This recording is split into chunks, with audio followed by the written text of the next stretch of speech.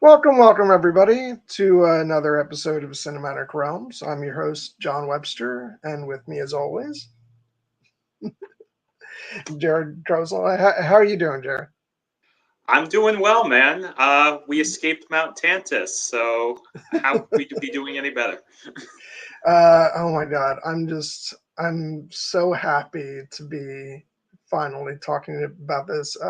I've said before, happy with a little bit of melancholy because we're in the final season, but I'm staying in the present. I'm so happy with where we are right now. Um, and these first three episodes have really uh, just see mind's drawn to blank now, but it's to my mind it exemplifies like everything we've been talking about with this show, and um, and how almost like it really is the height of Star Wars animation, and it has. I hate to use the phrase transcended animation because animation is a breathtaking art form, but I think what it does is it shows people what you can accomplish with animation. And these first three episodes were each very unique, Hmm. um, and particularly episodes 1 and 3. But we're also going to talk about why episode 2 was great as well.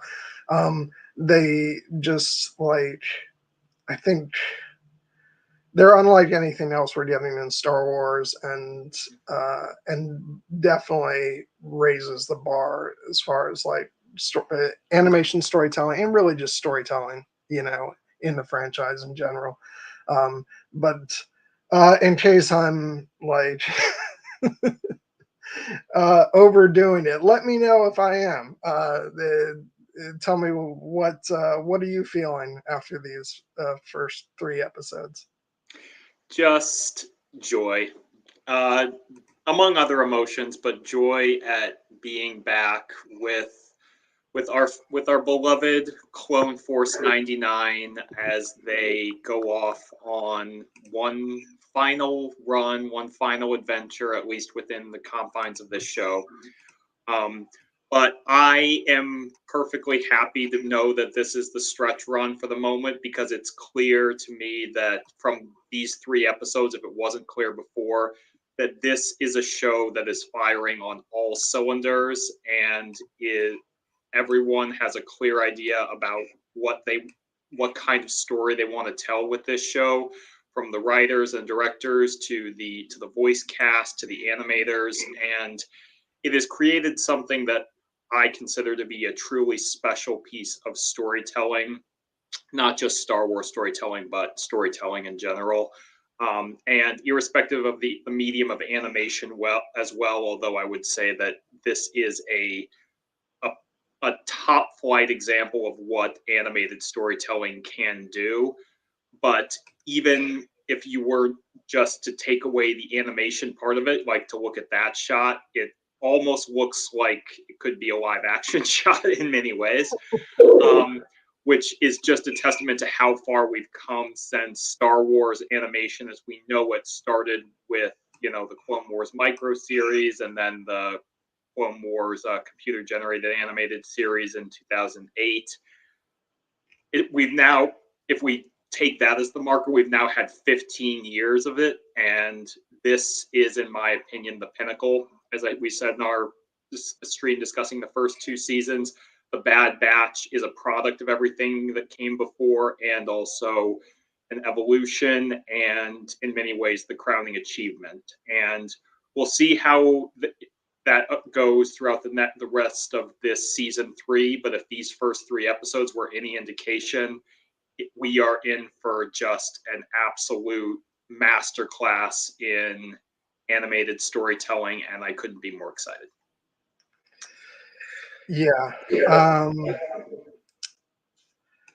I'm going to put this up, but I am also going to. This is going to be our opportunity because I know you felt like on the last stream you didn't get a chance to do this enough, and as much credit goes to Dave Filoni for helping to for creating the show, and also for helping to, probably oversee like the big, you know,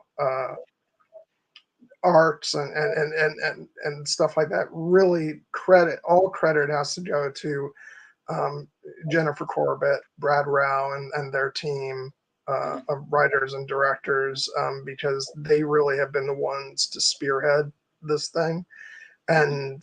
and they're just doing such a tremendous job.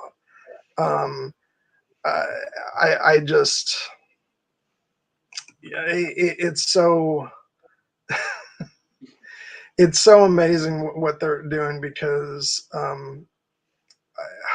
I was rewatching the episodes, and in particular I went back and watched the first episode of the season, um, when earlier today, and the patience with Mhm. which they allow like the storytelling to unfold. That the first episode of this season is such a masterclass in uh, sort of patience and storytelling, and also tension, Mhm. and uh, character development, and letting these moments breathe. That, to be honest, we don't often even get in some of the live action shows. I love all of the shows in different respects, but um, I think Andor is an example of a show in live action where the storytelling really slows down and lets it breathe, and there's a tension that unfolds because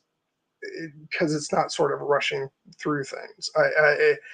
And I think that's why I've always said I feel like this show is almost a more pulpy, uh, you know, companion series to Andor, because it does a lot of the same. I don't want to simplify it, but it does a lot of the same thing. But it's some of the storytelling devices, and just its way of telling stories. It's similar in a way that, and because they both take place, in the same kind of era, and doing that type of thing, they do feel like companion shows in a way. But Bad Batch gets to do a lot more in the sort of crazy Star Wars pulpy vein that we've become accustomed to with like Clone Wars and all that stuff. And I think that is because of the freedom of animation, and Mhm. that you know we can see places and creatures that that might not only be hard to pull off in live action, but also in live action, I think there's a lot more scrutiny about Mhm. that type of stuff. And really, the only reason we've gotten some of that stuff in, say, Ahsoka is because it had its roots in animation. So, um, I think Bad Batch gets to have the best of both worlds, where it Mhm. gets to really have that sort of methodical, breathtaking storytelling, but also gets to go really out there with a lot of stuff. Yeah. So what I would say about, well said to all of that, is the idea that this show is confident. It's so confident with where it is right now because this is a team of creatives who have been doing this for a while in terms of Star Wars animation.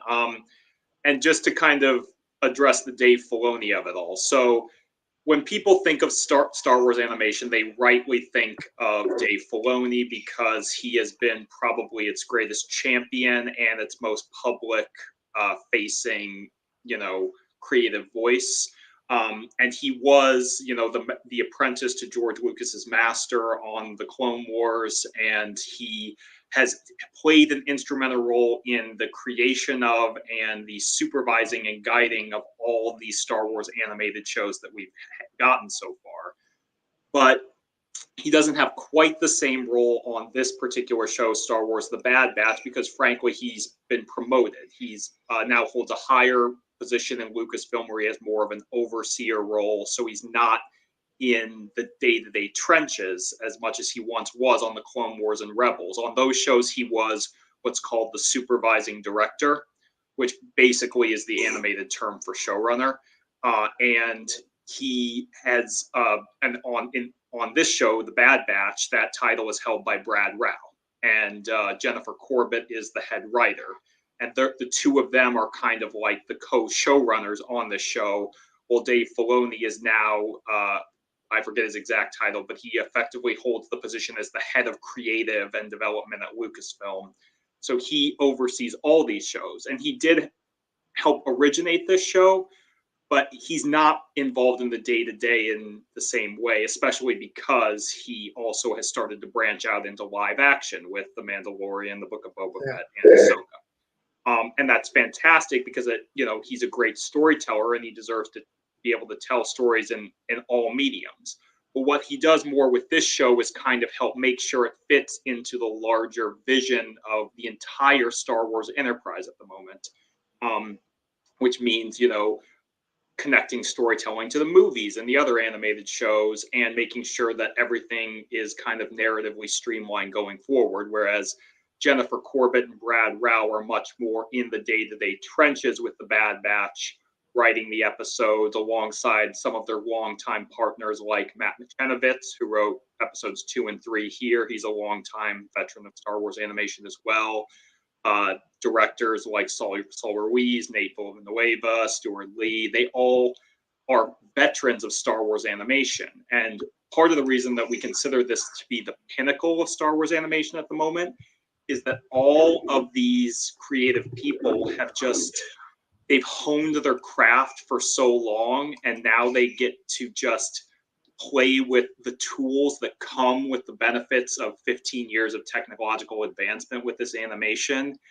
And as a result, it allows them to marry those beautiful visuals with, an experienced storytelling ethos, and also prolonged character development, not only for characters who originated in other shows like the Clone Wars, but with these characters, with the Bad Batch and with Omega.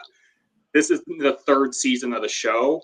And one of the things you mentioned, John, about this first episode, Confined, is that it's a very quiet, tense, bottle episode, effectively about the mundanity of what it is to be a prisoner in an authoritarian, complex that's also doing creepy science experiments. And it's fantastic.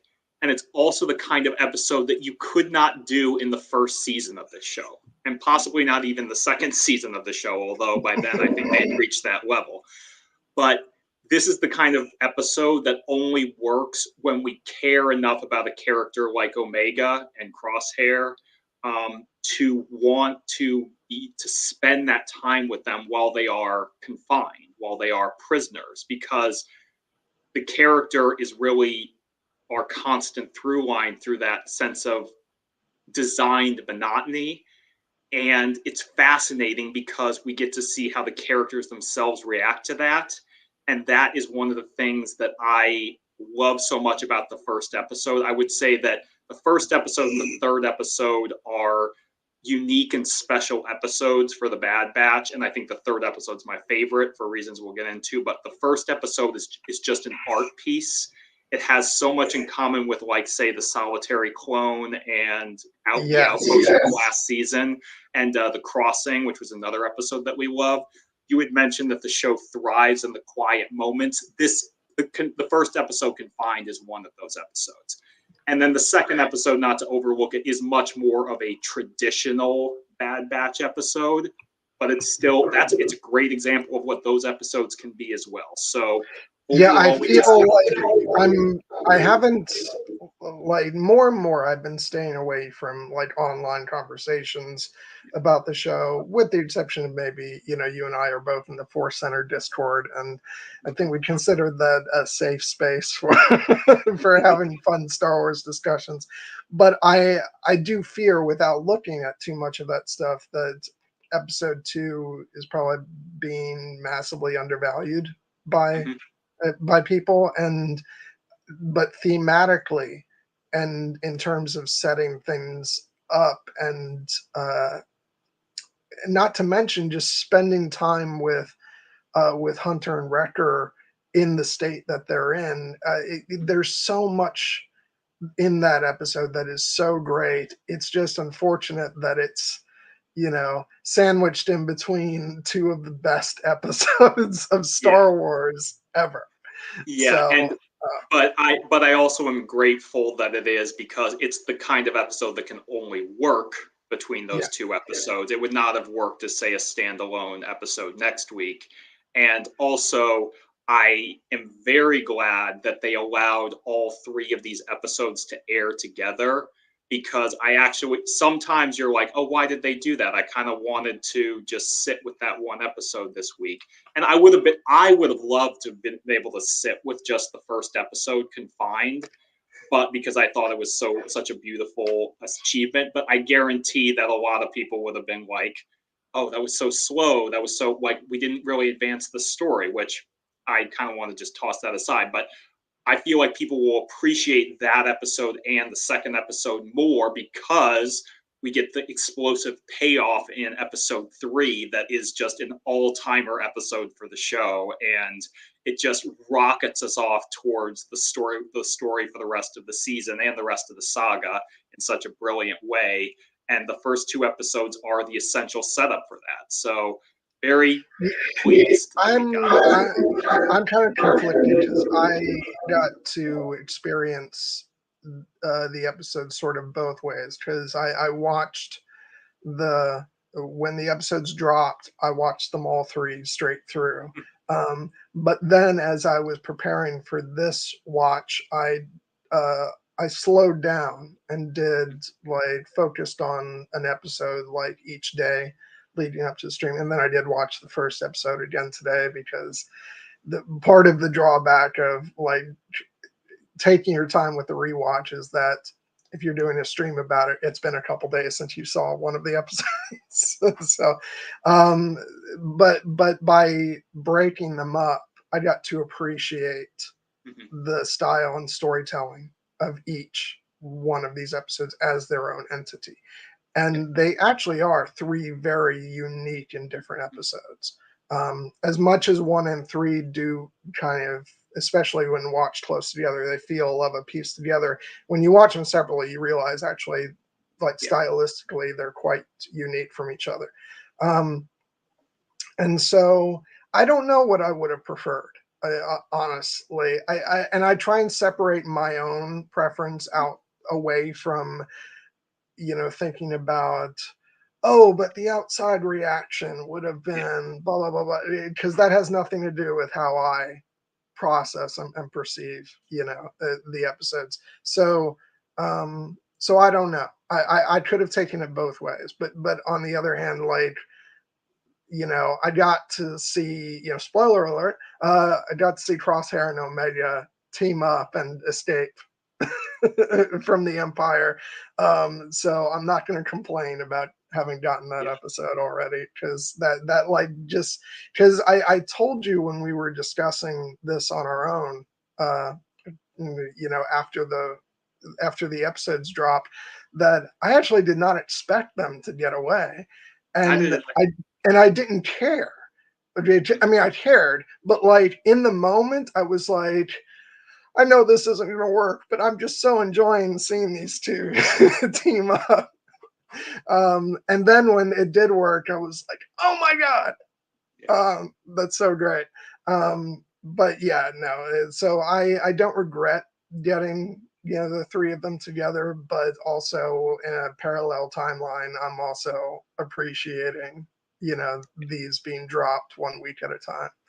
Yeah, Um, and that will be the approach for most of the show. But one of the reasons I enjoyed these 3 episodes together as a piece, not just because of the building and the payoff, but because it seems to have been the creative's decision to release them this way. I mm, don't think this was a case of Disney Plus decreeing you will release 3 episodes on this day, and it doesn't matter what those episodes are. I think the creative team made the decision that, you know what, these 3 episodes actually work better for our generalized audience purposes of to release them together. Andor, as you recall, did the same thing. They released the 3 episode arc of Andor as the debut, Obi-Wan released 2 episodes, and I think they did that because, particularly with Andor, they realized that the first episode is very much kind of a slow burn, and then the second one is the ratcheting up and rising tension, and then the third one is the explosive payoff. And that was something that worked well for that particular show. And I think there was a similar process was in play here. And now going back, I love just being able to sit with the quiet, contemplation of the first episode, because going forward, we can watch them however we want. And now we have 3 pieces of great storytelling to talk about instead of just one. But they are all very unique and distinctive episodes, but they also flow together beautifully, as the entire show has for me so far. Yeah. Before we, because one of the nice things about only having 3 episodes is I feel like this week we can actually break them down and go through each episode. But before we do that, I just, I put a couple comments up. I wanted to say hi to everybody who's joining us today. We got Danny McKay, Guilty Undertaker, Mother Rowan. Thank you guys. And 8984M. One of our Force Center brethren. Thank you very much for stopping in, guys. Because we've kind of accepted that our Bad Batch streams are kind of our niche streams, that on a niche channel. So, and we're fine with that. But it's so great to have some people join us in the chat. And the one and only Tinkerbell, welcome. Welcome. Thank you guys so much. Yeah, One and Only Tinkerbell was a loyal and steadfast follower, along with our 4.5-hour stream on the first 2 seasons of the Bad Batch. So we know that you love the show, Tinkerbell, and we're so grateful to have you here. Yeah. So let's sort of dive into the actual premiere episode, Confined. You mentioned before that this is very much feels of a piece with episodes like The Solitary Clone and The Outpost. What's kind of joyous about that is that even though Crosshair very much is in this episode, it's from Omega's point of view, which we haven't gotten this styled episode from her perspective before. It's these episodes are usually reserved for the ones where Crosshair is the main character, and so it was really nice to get this from her perspective, and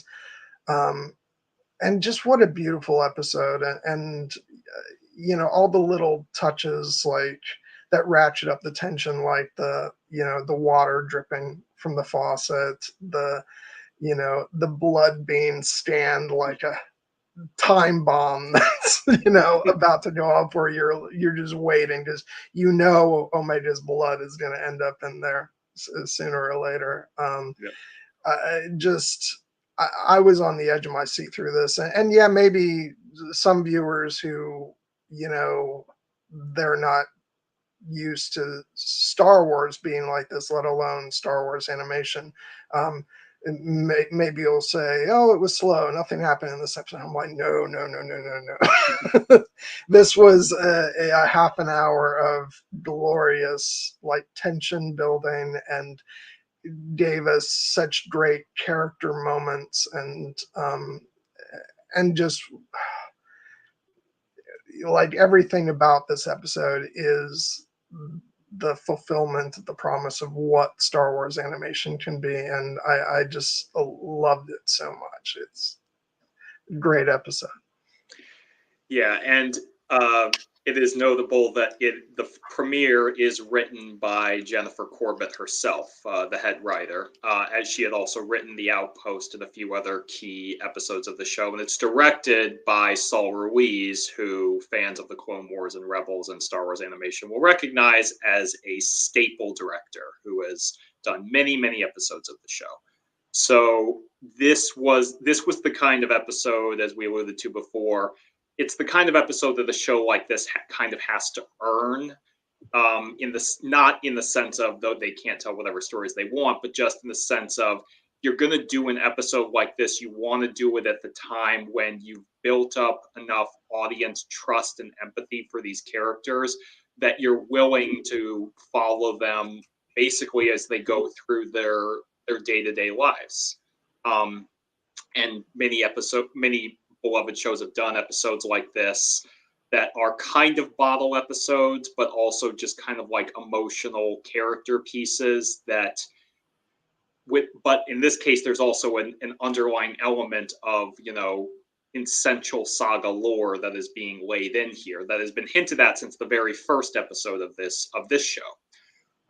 And one of the things that I loved the most about it was, as you said, it's centered on the character of Omega, and the reason that this episode sings as like an emotional character piece, not just as like an artistic piece of craftsmanship, is because the character of Omega once again established herself as one of the kindest and most empathetic and, soulful characters in all of Star Wars. Someone who is in a terrible situation, separated from all of the brothers that she loves, except for Crosshair, who is the one who is kind of the prodigal son, who has been, estranged from the batch for most of the run of this show.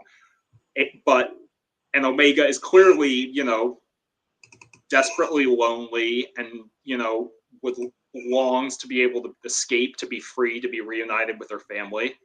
But to look at her, you can tell that she's not allowing it to crush her essential spirit. Even as she goes through her day-to-day tasks, you still see that spark of curiosity, that, that flame of unquenchable hope, that kind of, sense of care that she extends towards all the people that she interacts with the exception of Hemlock, who probably doesn't deserve it.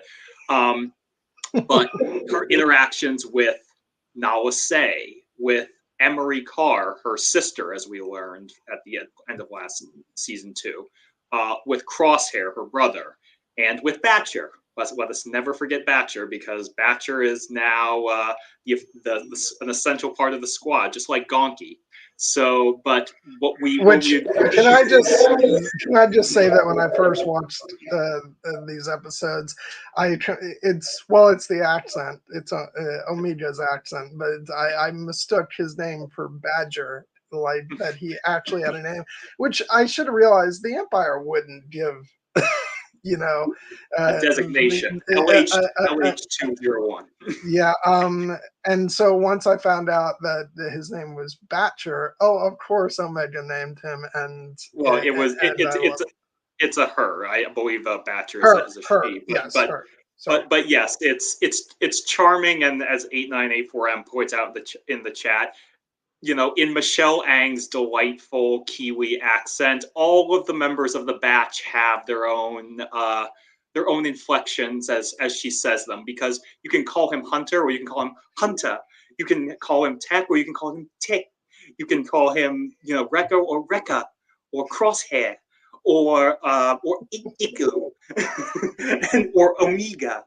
And I say that not to, not like draw attention to the accent, but just because it's one of the bits of character that is authentic to the character of Omega and to Michelle Ang herself as an actress from New Zealand, and it speaks to the legacy of the clones as well, who many of whom were portrayed by actors from New Zealand, including Tamora Morrison, Keisha Castle Hughes. D. Bradley Baker is not from that lineage, but he also, he has kind of given the clones his own particular flavor as well. And I'm not convinced that D. Bradley Baker's natural voice isn't just a voice he created. I don't think we know what D. Bradley Baker actually sounds like. He is a master. It really goes without saying that, like, this show doesn't work without the genius of D. Bradley Baker, who voices approximately 75% of its characters, and Michelle Ang, who is the essential, light and hope that is the character of Omega. But yeah, just the simple fact of that we're seeing Omega go through her day-to-day routines, accomplishing her tasks, whether that's assisting Nalase and Emery in the lab, or feeding Batcher down in the kennels, or just kind of taking her personal trips to see Crosshair. And we get to see how she continues to do this, and that as she makes it part of her routine, it may not seem like it's having much of an effect, but it is having an effect. She is having positive influences on every character around her, and slowly gaining their trust and helping to shape them a little bit for the better. With both Batcher and Crosshair being, kind of caged and, almost kind of darker. They both have kind of a natural killer instinct, and Crosshair in particular is broken and depressed given everything that he's gone through in the past 2 seasons. But you can see Omega is starting to get through to him. When he previously referred to her only as the kid, now he uses her name. And Batcher, she's at first snapping at Omega, but then she trusts her. She allows her to feed her. She allows her to clean her wound. And you can see that a bond is formed there. And even Emery, who is incredibly cold and distant, you can see that Omega is starting to kind of crack her facade a little bit too, because at the end of this episode, there's the wonderful, quiet little gesture where Omega, having suffered for having allowed Batcher to go free, Emery, who had told her she couldn't have any personal effects, returns Lula to her, the doll. And that's such a wonderful grace note of hope to end on. Which that was just so heartwarming in of itself that she was building her own makeshift Lula, um, when you realize that's what she's gathering the straw for. Um, and like, it's a testament to how much we've come to care for not just Omega, but Omega and Wrecker together. The character Wrecker, the batch as a squad, and all of, and the love that they all have for each other.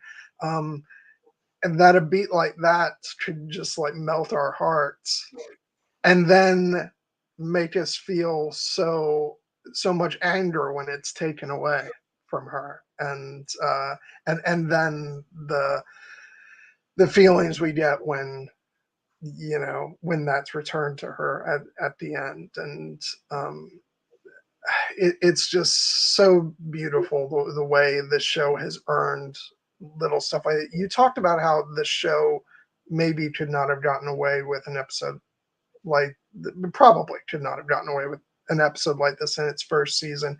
It kind of reminded me very much of the progression of a show like Game of Thrones, where the first season, as wonderful an adaptation of a Game of Thrones as it is, it has to, for the most part, keep moving. And the exception being scenes we got where characters actually sit down and talk to each other for a few minutes, which were largely added when they found out they needed to pad out the episodes.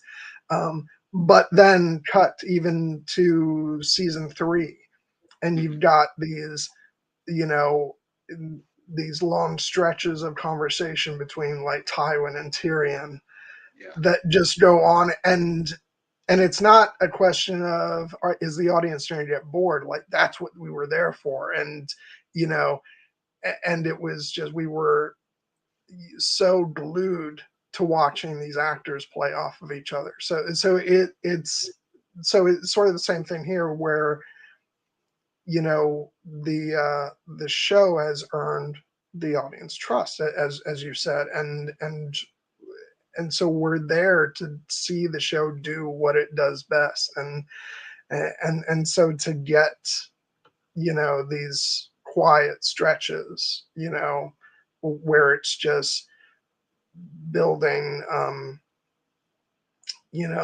as I've said before, there's tension building, and little character moments that's like, it's amazing that, you know this is an animated show where it's all in the hands of the animators. We don't get to, like, we're not looking at a human being, you know, sort of having real life reactions. These are all based on, wonderful, subtle little bits of animation that typically I don't think that the audience is trusted enough with this type of show to hang in there for, to actually feel those beats. And with this, they're like, no, we know our audience, and we know they're here for this. And it's just, I look at scenes like the two we get this episode with Omega and Crosshair.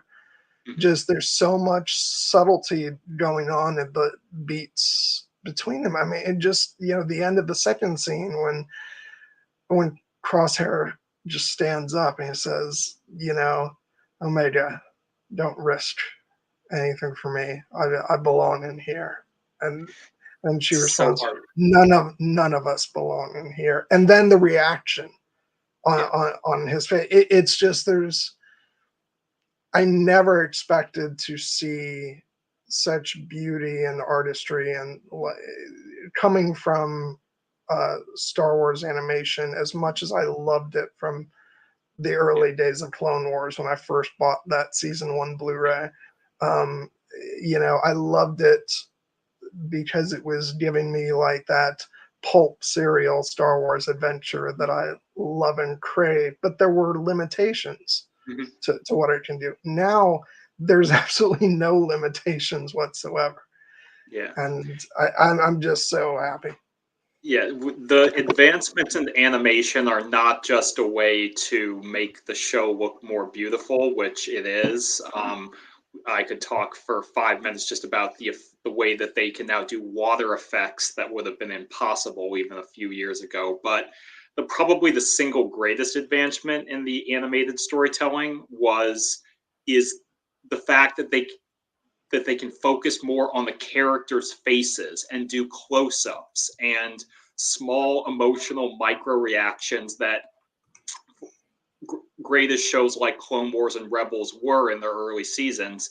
They couldn't do those beats because the animation technology was not sufficiently advanced enough to allow you to do a close up on the face of a character like Crosshair and see him blink and see the corner of his mouth twitch and see a muscle in his face flex as he processes the information that he's receiving from Omega, where he has tried to tell her, I'm not worth it, leave me, forget about me, save yourself.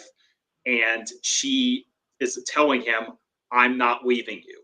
I'm not, like, we are in this together. As she said at the end of the season 1, you're still their brother, Crosshair. You're my brother too. And she's living that. She is proving to him that I know you've done terrible things, as you know you've done terrible things, but that's not what matters to me. What matters to me is you're my brother, and I will not leave you behind. I will not let you die here like the Empire so happily would.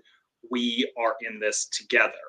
And that is the light at the end of the tunnel that is capable of bringing a character like Crosshair, who, as we saw in throughout season 2, has gone through the long dark night of the soul, and learning that as committed as he wanted to be to the Empire did not have that same commitment or regard for him, and he finally broke free, but then he didn't have anything to replace it with, so it was kind of an empty void. But Omega has rekindled that light and that kind of spark, and the idea that no, Crosshair, you can find your way back. There is a way forward for you.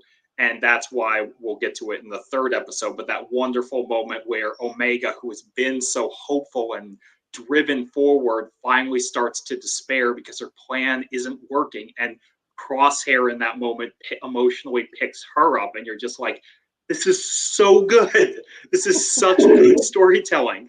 And they're and then even in that scene, though, that they focus on, there are small beats like when Crosshair picks Omega up, and you see her react, and there's a small smile at the corner of her face. And then when they talk about Tech, you see Crosshair's small smile that just flickers and then is gone, and you're like, God, this is so good. This Well, and it's amazing, looking back at season 2. I know there were I know for certain there were a lot of Crosshair fans out there who were like, why are we getting so little of Crosshair? But whenever we saw Crosshair, like, we were getting such monumental, phenomenal stuff. And when you look at how effective those episodes from season 2 were, and really laying bare his soul and what he was going through, it's paying off beautifully in this season. I also really like, we mentioned, when Omega says to Crosshair, how she keeps saying, I'm not gonna leave you, and he's like, I'm not worth it. And, it's in direct, like, conflict with what he heard throughout season 2, the despicable Lieutenant Nolan, who is like, he's expendable, as are you. And here's Omega saying, you're not expendable. I'm not leaving without you. You're my brother. And it's just it's such a beautiful juxtaposition between, what he's been going through and what he's faced with now. Gosh, yeah. Let's talk about the amazingness and how despicable but brilliant the character of Dr. Hemlock is. Yes. Because Jimmy Simpson is just knocking it out of the freaking park. I don't remember how much time we had to devote to him on the retrospective stream, but I suspect it wasn't enough. But he's just, that quiet whisper of a voice is so is like, I hate him. I'm scared of him. I'm, like, there's just so much. He's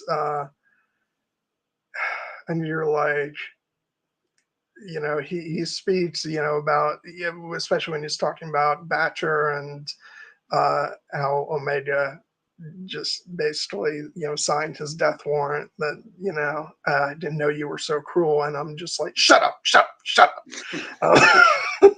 But he's just, he's so amazing. Just the performance is out of this world. Yeah. And you say, like, shut up, but I'm also like, but don't shut up, because your melodious evil voice is so delightful to listen to, even though you're saying the most heinous things. This is, Jimmy Simpson, unlike a number of the actors on the show, like D. Bradley Baker, like, Jimmy Simpson is not a pure voice actor. He has had multiple live action roles, most prominently in shows like Westworld, but he is just giving a magical vocal performance here, because he sets the tone for this character. The character, is effectively, he's an evil scientist. That's his archetype. But from the moment he appeared on screen in episode 11 of season 2, Metamorphosis, which we've only had a couple of episodes with him, he immediately established himself through his vocal inflections, through his kind of quiet but malevolent presence. You're like, this is a character who is ruthless, who is intelligent, who is ambitious, who is calculating, and who is someone who you do not want to mess with. And that makes him an incredibly worthy antagonist for this show as we approach its conclusion, because his designs go to the very heart of what we think of as the clone story. The ideas that they are all individuals, they are unique in the Force, as Yoda had established in the very first episode of Clone Wars. Hemlock does not see them that way. He sees them as interchangeable. He sees them as numbers. He sees them as disposable. And he sees them as his pawns to serve his game and the Emperor's game. Because ultimately what he wants is, when he talks with Nala Se about scientific advancement, clearly that, he's a brilliant scientist in and of himself, but what he truly wants is power.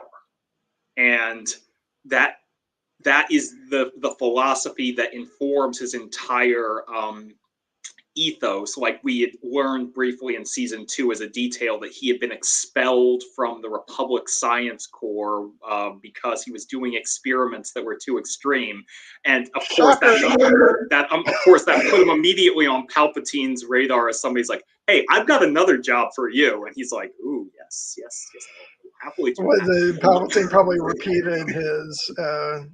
We shall watch your career with great interest. Yes, and Owen he is at watching it very closely.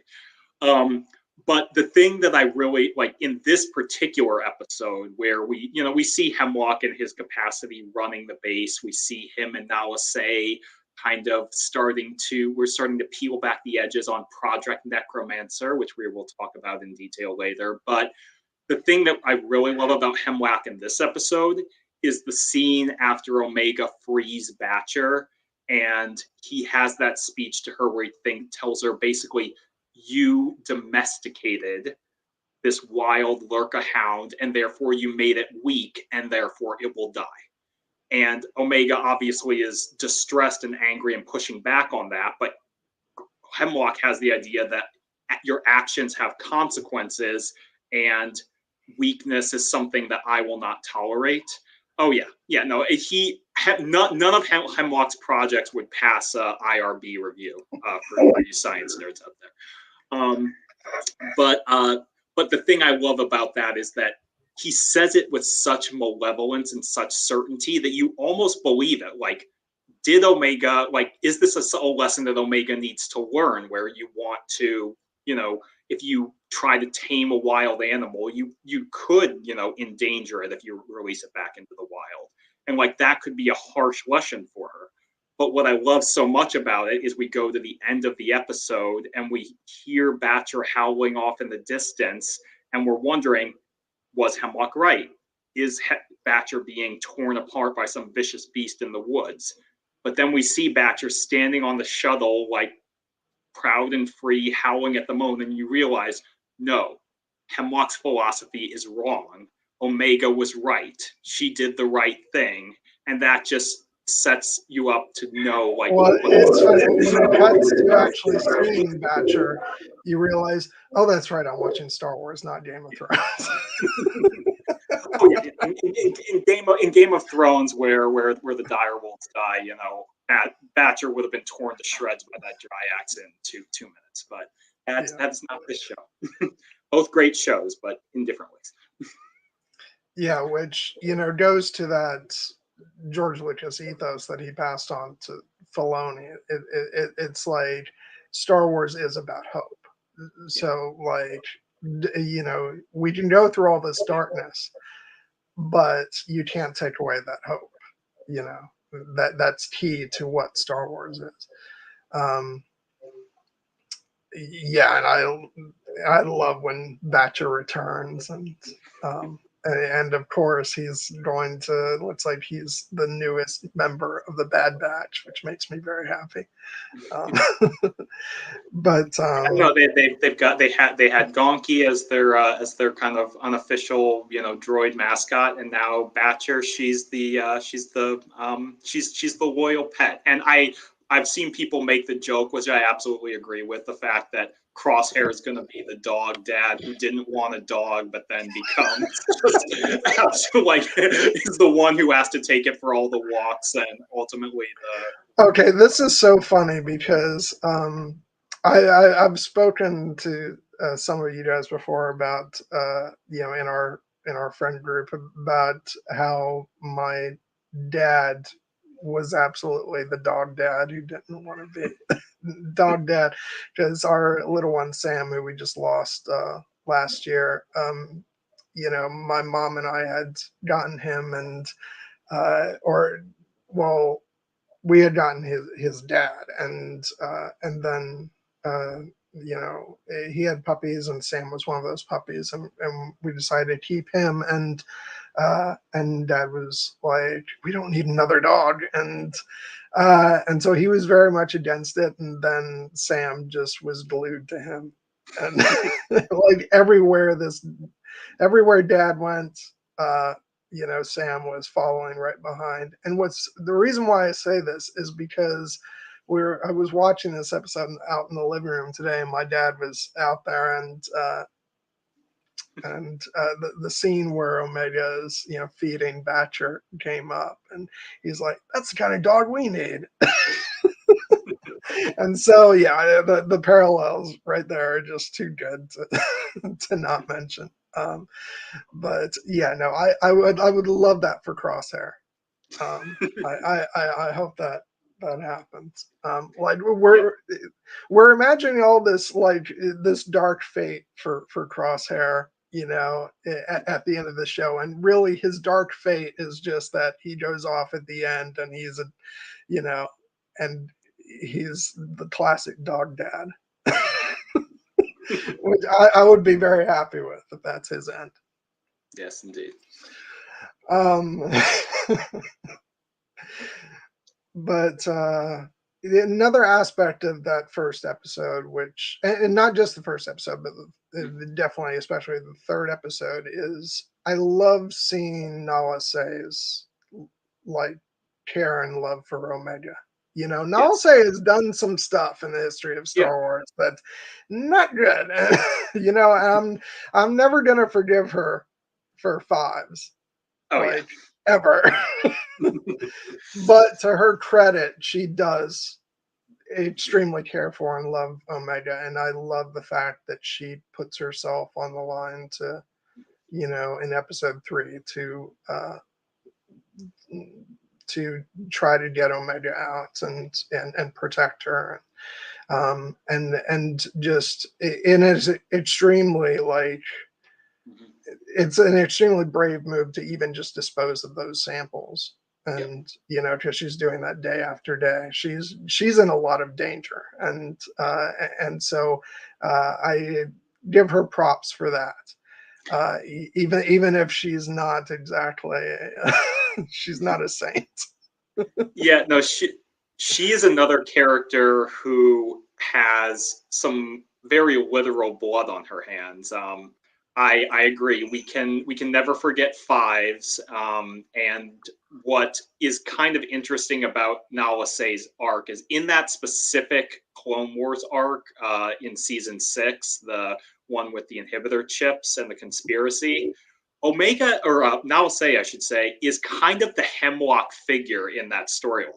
She's very much the cold, detached scientist who views the clones as kind of disposable, interchangeable assets, and she's trying to protect this grander conspiracy of the inhibitor chips and what they actually mean.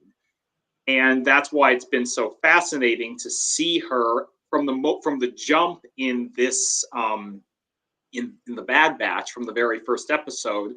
But from the moment we saw her again, we thought that she would be kind of play a similar role. But from the very beginning, we saw that she had an attachment to Omega. Like, and it makes sense because we learned that, she effectively raised Omega. She sees her kind of as a daughter figure, and even though she refers to her as her lab assistant, but she clearly cares for her more than that. And let us not forget, she allowed Omega to escape with the Bad Batch at the end of the very first episode, and then she hired Fennec Shand to not to capture Omega and bring her back to Kamino, but to get her somewhere safe. And then she lies about Omega's whereabouts, and then now she's lying about Omega's importance and disposing of these blood samples to protect her. And and we're led to wonder why is she doing this? Is she trying to just protect her for like, because she doesn't want the Empire to have the secret that could be unlocked in Omega's blood that is instrumental to the plans of the Emperor and Hemlock? Possibly, but it's also the fact that she clearly just cares for and loves Omega.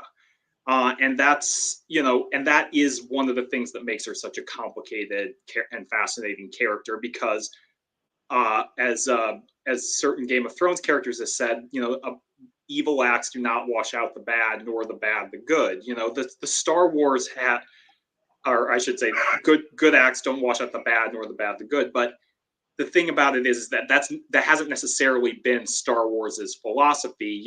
Famously, we've seen characters who have committed terrible acts effectively get to be on the redemptive path at the end of when they choose to make a different choice, because Star Wars philosophy has always been, it is never too late to make a different choice. No matter what you've done, you can choose the side of light, the side of life, the side of right. And even if it's just with respect to this one person in Omega, in Nala Se's case, that could be an act that helps save the entire galaxy, because we are starting to find out just how important Omega actually is and could be. And as important as she is to those grand designs, she also is just a little girl who needs her family. And that in and of itself is worth saving. And so I feel like that is what makes Nala Se and her redemption arc, if you want to call it that, or just her character, so fascinating. And shout out to Gwendolyn Yo, who voices her, because she is another character who speaks in a very kind of slow and quiet and melodious tone, but she gets her point across, and it's a very effective vocal. Yeah. And it's interesting, we're diving back into okay, what is really special about Omega? Because I feel like, we got, we understand that she is, sort of a untampered with, genetic, we're told, genetic, she comes from Jango Fett, and she's an unaltered clone in terms of, her blood. And although we have to find out exactly how that works, because she didn't come out like, the fact that she's a girl speaks to, obviously some difference there.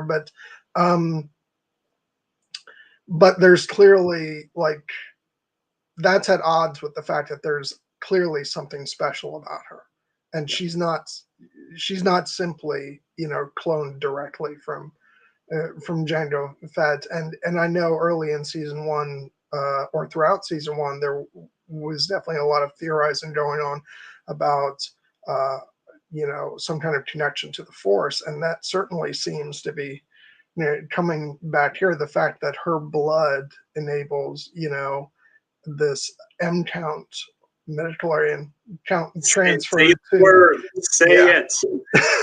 To it's like, say Padme, cowards. And to whatever the specimens are, which as of yet is kind of, they're still playing ambiguous like that. It's clearly we're meant to infer that this is leading directly to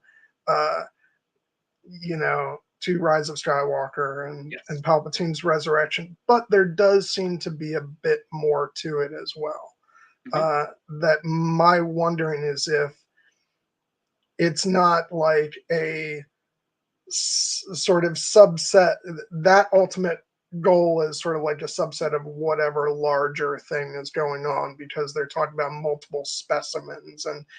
And so I'm wondering if there isn't something larger going on that also ties in with Hemlock talking about ensuring a safe and secure society for, so we're still kind of left guessing as to what precisely is going on with Project Necromancer, even if we have ideas about where it ultimately leads. But so clearly there's something very unique and special about Omega that seems tied into the Force. Mhm, So I'm very interested to see like what we get, you know, mhm. in terms of that mystery and like and how it all ties in. But I'm being patient because we're just in the first three episodes. The stuff is going to unfold hopefully throughout the rest of the season, and but it's all very tantalizing, Yes, and indeed. yeah, Yeah, and it's another example of the show's patience because when you think about the first episode of the show, and they introduce this bright, optimistic new character of Omega, who we had never seen a character quite like her before on Camino. So our suspicions were immediately flagged. Okay, what's her deal? She must be special. And we learned very soon that she was one of the original two clones, Alpha and Omega, with the Alpha being Boba Fett, and then Omega, effectively remaining with Nala Se, and her being older than the Bad Batch, and her being unaltered, at least in terms of things like growth acceleration and yeah, behavior modification. You know, obviously she is a female clone as opposed to a male like Jango Fett or Boba Fett, but the idea being that is that the reason why she's special? And then we got to see why Omega herself was special throughout her just in terms of her personality throughout the early seasons of the Clone Wars, and the fact that she is such a bright and optimistic spirit despite growing up in very cold environs in on Camino.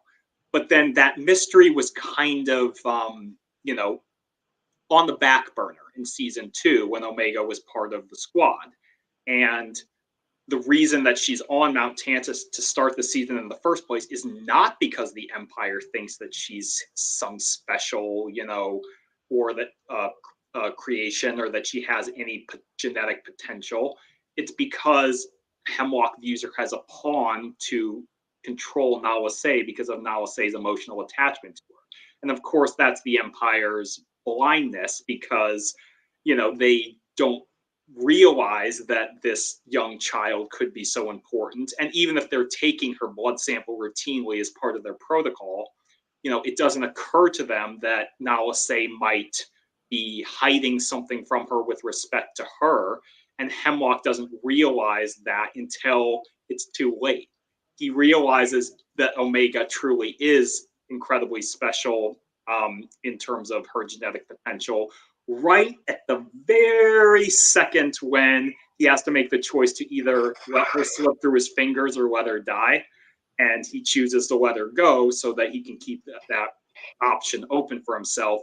But we know now for the rest of the season, he will never let her be free. He will never let her go. He will spend all the resources of the empire to bring her back so she can serve the emperor's purpose. And that just makes the stakes for the rest of the show so supremely high because, as Guilty Undertaker says in the chat, whosoever saves a life, it is as though he had saved the entire world. And the fact that the Bad Batch might be able to effectively save the galaxy by saving the life of this one girl is just such great story. yeah. And I think that that's a beautiful statement to leave as we go into the mid roll.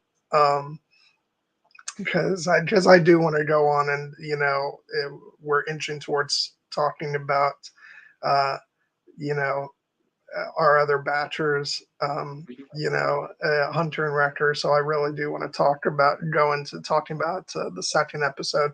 So let's go ahead and take our quick break and do the mid roll. Um, what are we doing next week, Jared? We are taking a somewhat different tone next week. You may have noticed that we haven't covered a lot of horror movies on this channel. There have been shows and movies that have had horror elements, but next week we are doing a pure horror movie, and a great one, with Robert Eggers' 2015 masterpiece, The Witch. and we will be discussing it with our friends Trish and Laura. Yeah, AR did get me to do a discussion a couple of years ago of the film The Others, but this is a different category of horror, and that The Others is more like a gothic, sort of tense ghost story. This is straight up horror and like disgusting at turns, terrifying at all turns, and I absolutely loved every second of it. I'm very happy to be talking about that, and yeah, I watched it a couple months ago. There was even a watch party in our Slack group, and I got to fully communicate how grossed out I was at several points during the movie. No, it's a fantastic movie, so I'm looking forward to having both Trish and Laura on to talk about it. That's going to be so much fun, especially Laura for a long time was trying to get me to watch it. And we'll get to talk about a lot of fun stories, like how even before I had seen the movie, and we were on a little get together with a few of our friends in Williamsburg about, I forget when it was, maybe going on 2 years ago now. And I hadn't yet seen the movie, but I knew she was trying to get me to see the movie. And we were playing like soundtrack guessing games in the car. And she played just the first couple minutes of the opening track, without telling me what it was. And she was like, "Can you guess what this is?" And I was like, "I think it's The Witch." Um, so I impressed her right there by being able to guess what movie it was from without having seen the movie. And the story is something we will definitely talk about because, oh my God, that is one tense, terrifying musical story. Yeah, and then the week after that, we will be talking about a small little movie coming out called Dune Part Two. Yes, this is, I think, a new revelation for our channel watchers, because usually we've been talking about movies or shows that have either come out a little while ago, so we've had some times to sit with them. But this one will be effectively a week or so after the movie is premiered, so we'll have both gone to see it in theaters, but hopefully on the biggest screen possible. But we'll be very excited to kind of share more of our initial impressions of this movie that many are already calling a true classic of the genre. Yeah, I'm trying to work out the timing of my reading schedule too, so that because I'm finishing up Dark Disciple right now, which we can talk about later on in the stream about, our getting excited for Asajj Ventress, coming into the Bad Batch. But I'm planning on to try and I've made the attempt before. I just, for a while, I was doing really bad with my reading schedule. So I'm going to take another stab at working my way through the first half of Dune before I go see the second film. And then after I see the second film, which will be the Monday after it comes out, I will then pick up and read the rest of the book and hopefully wrap up before our stream. So even though it'll have been a good week since I've seen the movie, by finishing reading the book, I should be fresh on a lot of details. So it would be great if I can work that out. Hopefully everything goes as planned. But yeah, I'm so excited. I got my dad to go see the first movie in IMAX when they just recently re-released it. So we're going to go together to see part two again on IMAX. So looking forward to that. And then we got to plan out after that. We should do a little, planning session soon. We have plenty of ideas. It's just nailing down the logistics of when exactly we are going to talk about these different movies. But rest assured, there are plenty of great choices that we are bandying about.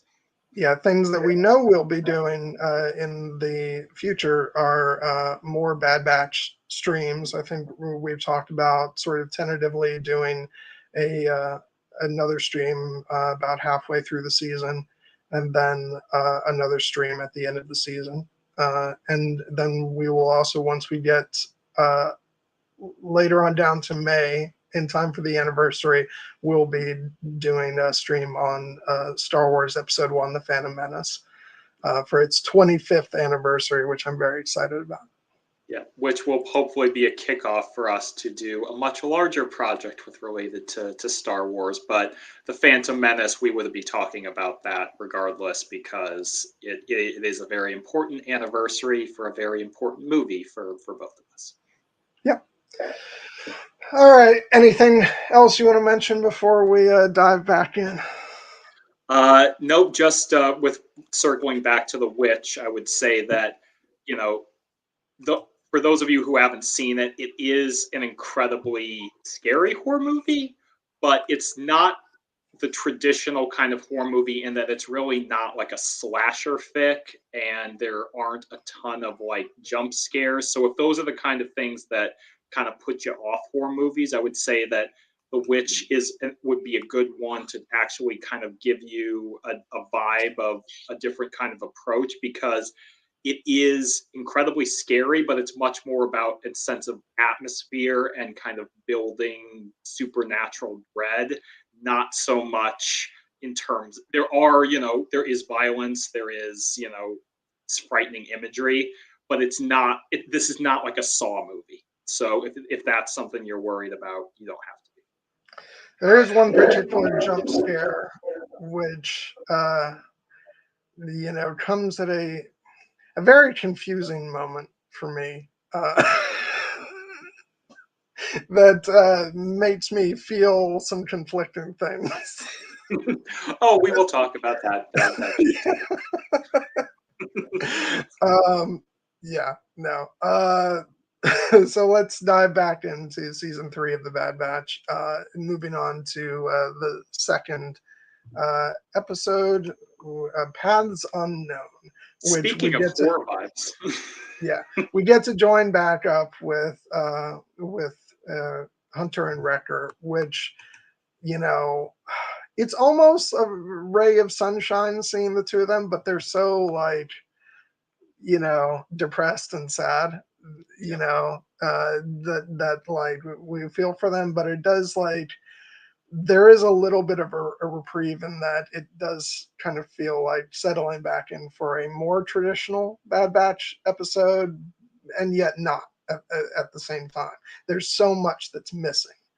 But I do love that we start off this episode revisiting, Roland Duran, and and we get to meet his mother, who, played by the great Angelica Houston, which, oh my God. Yes. Talk about paying off building up to a character. Indeed. Yeah, we had heard about the fearsome Issa Durand all the way back in season 1, and they you say, like, you build her up, and then, well, she better live up to that billing. Getting Angelica Houston to voice her, pretty great way to do that. And of course, I would be remiss if I didn't mention Angelica Houston. This is not her first rodeo with Star Wars, because she had an absolutely incredible performance in Star Wars Visions Volume 2 in the episode Screecher's Reach. Talk about horror in Star Wars there, where she played the Sith Mother. And it was an incredibly effective and chilling performance. This is not quite as witchy, but it's, despite looking like a devil, she is clearly not a nice lady, and we see that right at the beginning. But it is actually fascinating that they brought the character of Roland Durand back, because Roland was first seen in the episode of season 1, episode 13, called Infested, which is kind of one of those more adventure of the week episodes that deals more with the Batch and their relationship with Sid rather than their fight against the Empire. And I've got to be honest, when I watched that episode in season 1, it fell between the end of that incredible Ryloth two-parter and the next episode, War Mantle, where we learned more about the Empire's plans for the Stormtrooper program. And the placement of that episode always struck me as a little odd. So I didn't think I appreciated it fully on that first viewing. But on subsequent watches, I really came to appreciate more what they did with the character of Roland and the kind of the bond that he formed with Omega in a weird way. And just in terms of like, talk about her compassion and empathy for everyone and how it kind of broke through to him and seeing his humanity in this literal devil looking man. And it's great that like these characters could have been anybody, but the fact that they bring them back makes you feel like this is part of the larger world of the show. Actions have consequences, and positive actions can yield positive consequences. In the case of Roland being willing to help the Batch in their quest to find Omega, as he says, "I hope you find who you're looking for," when he gives them the information. I'm not at all convinced that this is the last we'll see of them. I don't think so either. Yeah, which just goes back to that lesson that we learned from Star Wars Rebels, is that never write any episode off as a filler episode. Exactly. And I hate that, and we both hate that term. We despise that term, and partially just because we think it's dismissive towards the work and the storytelling, but also because it's usually fucking wrong. There is no filler in the show. And really, and you're forgiven for thinking that on like a first viewing, because also like I feel like in season 1 we didn't know like what they were necessarily doing with Sid's character either, in terms of like what part she was going to play in the show. I think in our first episode she just kind of feels like this is going to be a one-off episode of this character, and then she becomes such a staple of the series and plays a very important part, you know, leading into the end of season 2. And it remains to be seen if we're gonna see her again this season. The fact that they showed her in the previously on segment and all that makes me feel like we're not quite done with her. And so I now feel like that episode is actually extremely important, because just putting aside, you know, what they've done now with bringing Roland Duran back, like that episode is very important in building the relationship between Sid and the Batch. So on rewatches, definitely, I actually am quite fond of that episode, and yeah, I think these episodes are all important building blocks in not just like the overarching narrative story, but in the story of these characters. And so, but yeah, I would not be surprised if we see these two come back and play some larger parts in the rest of the season, especially in that I feel like we might be building up to some kind of like role for the underworld, you know, characters, because we know we're going to see the return of the bounty hunters, you know, Cad Bane and Fennec Shand, and you know, we're even getting, as you know, I just mentioned a few minutes ago. Yeah, oh god, why am I drawing a blank? Asajj Ventress. Asajj Ventress is coming in, and so, you know, so I do think there's room to, like, as to what story, in what way they all fit into the story. I don't quite know yet, but that's why, like, I have wide open expectations. Like, I'm ready for the story that they serve. So. Oh, hey, AR. Hey, AR. We're so glad you could join us. Yeah, I just was just talking about you, because we were talking about horror movies on the channel, and I mentioned that that you and I did that stream on The Others, which, by the way, I have on a beautiful 4K Criterion collection edition that I just bought a couple months ago. So that is absolutely due for a rewatch. But yeah, so anyway, it was great to see those characters come back, and it's like, if nothing else, like, it does expand the world, and I love getting to see one of the Pikes again. Those characters are always so great, especially in animation. They're good too in live action, but there's just something about the way the Pikes look, and they're animated and performed in animation, that's just is really cool. I agree. And I also have a feeling that we could be building towards something where all the characters who we've met throughout the course of the prior 2 seasons will play some kind of role down the stretch, where now, especially that we know, for instance, that the entire season is not going to be Hunter and Wrecker trying to break into Mount Tantiss. Omega and Crosshair are free, as we'll discuss. But they're still going to need help, because it's them against an empire. And where better to find help than in those kind of the seedy elements of the underworld that the empire might be inclined to overlook. But perhaps there is some value there, and especially for characters that the batch has interacted with before, like Roland Durand, and who has a connection to the characters in terms of the compassion that Omega had forged with him, and perhaps that is where Sid will enter the story once again, because I had thrown out the idea at the end of our season 2 retrospective that Sid could be the done in the show, like they could be leaving us on a very dark note.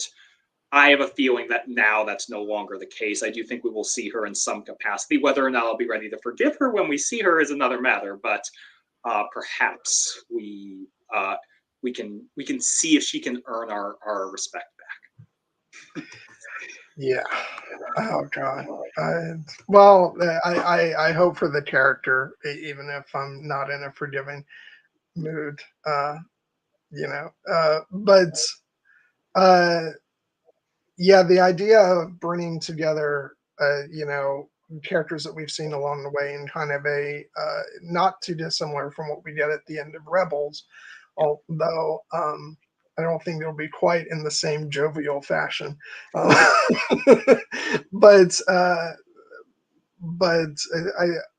it's interesting because there's a line in the trailer for this season where it looks like Gregor is, sort of very grimly saying, "They're coming for all of you," and it feels like foreboding, like maybe he's talking to the batch, that the Empire is coming for them. But what I've always suspected is that he's actually, maybe he's imprisoned at that point, and he's actually talking to Hemlock, or or the Empire, saying that the batch is coming for all of them.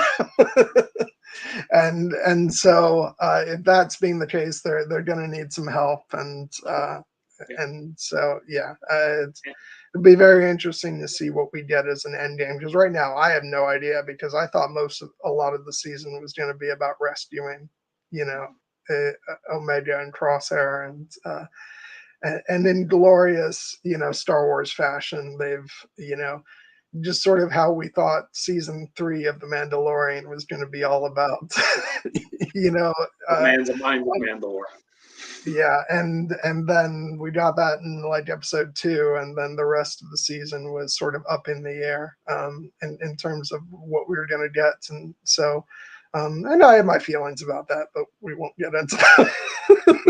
But I don't think Jack Black will be in this show. Never fear. Yeah, no, I trust Jennifer Corbett and Brad Rao a bit more with their cameos than I do.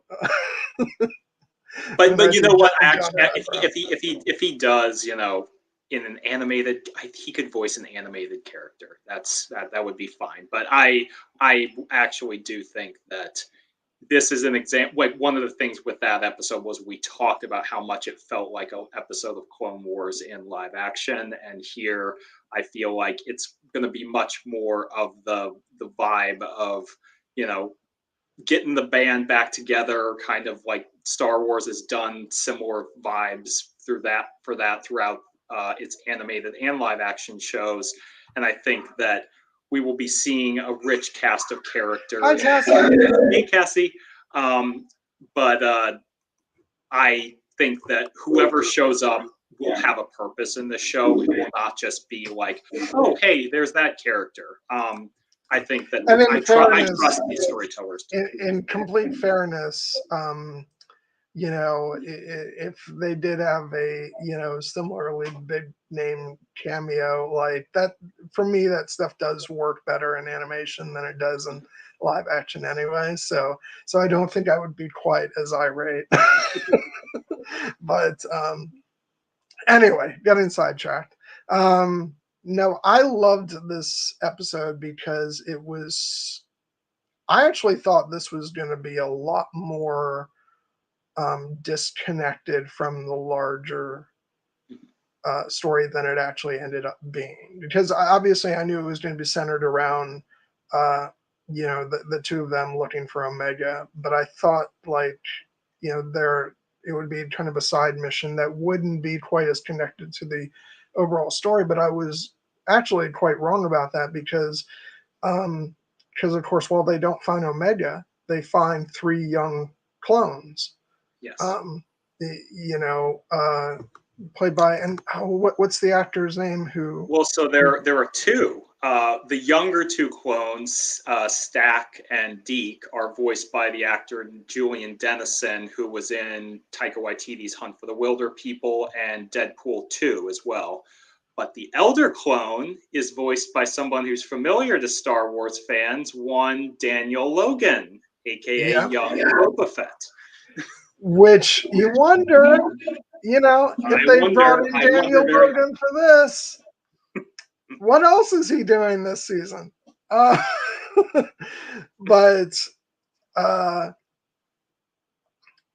no, I love that because there's just great, like, they didn't find their sister, but they found 3 of their brothers. And what's so beautiful about this is, like, even while they're on their personal mission of finding, you know, Omega, you know, finding one of their squad, like, they end up doing something for the larger cause of the clones, which is rescuing these 3. And we, again, something you and I talked about, you know, after these episodes dropped, was like, I feel like that very much, it's part of the building block of where this season is going, and the larger story of, you know, fighting for the clones, and you know, and doing right by all of their, you know, by all their brothers, their sisters, you know, it's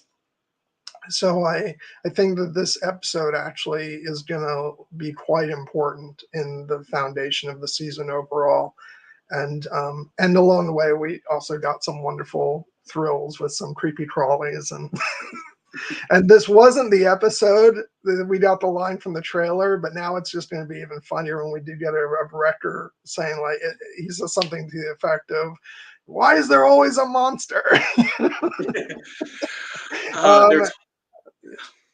But yeah, there's as a wise Jedi once said, there's always a bigger fish in Star Wars. So, or a bigger giant killer plant monster.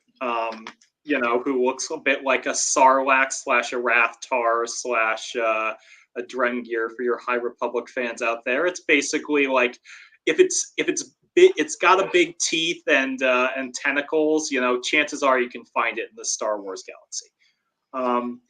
But what I would say just about this episode in terms of its thematic place is, we mentioned at the top that this was an episode that could only work between these 2 episodes of Confined, and yes, that is also true, as we learned that it was an experiment the Empire lost control of, which, you know, You think their experiences with the Zilla Beast may have taught them a thing or two, but fascists don't learn. Never. So I would say that the big thing is that they place this episode between Confined and Shadows of Tantiss for a reason, and part of that is just the pure logistical fact of Wrecker and Hunter looking for Omega. You can't do that after Omega and Wrecker, Crosshair have already escaped. It removes the tension. But thematically and for character reason, it is so important that they go on this quest to try and find their sister, and they don't find her because the intel is out of date and the base has already been destroyed. But they don't just throw up their hands, give up, and leave. They encounter these young clones who are their brothers, and they end up deciding to help them as well, because this is about the fate of all the clones in the era. And I really do feel like when we talk about this show giving an ending for all the clones, these three are going to be a pivotal manifestation of that, because they are the clones who never got to be troopers. We had that moment at the end of season 1 where the Empire was transferring all the surviving clones off Camino before they destroyed it. And we had those young cadets saying, like, what will happen to us? And the Nalase was telling them, you'll be transferred off world. And we're like, okay, is the Empire just going to use them as soldiers? Are they going to use them as workers? No, it's worse than that. We find out that they're going to use them as test subjects, these children. And they have that, one of the clones, Stacker Deke, has that heartbreaking line where he says, we're soldiers, or we were supposed to be. And because they never got that chance, the Empire didn't give them that chance. The Empire basically decided, we're getting ready to decommission and discard all of our clones, and these clones aren't ready to go fight for us yet, so we have no use for them except as Hemlock's, pincushions for his research. And the fact that there were so many more of them, and these three were the only ones that made it out, is a heartbreaking little knowledge. But these three clones are going to be our stand-in for those clones. And Mox, as the oldest, kind of gets a little bit more of the arc within the show, because he has effectively his two younger brothers, one of whom is much more willing to help Hunter and Wrecker fulfill their duty of finding their lost squad mate, their lost sister, and the other is just like Stack is just like, what are you waiting for? Let's take their ship, get out of there. He's learned the lesson that the clones who served the Empire didn't care about us, so we shouldn't care about these clones. We should just try to survive. But Mox, I do want to say I was actually relieved about one thing in this episode was it was like, oh god, their ship's going to get taken again. But hey, they got Gonky this time. Yes. So he's not going to get taken away from them. Absolutely.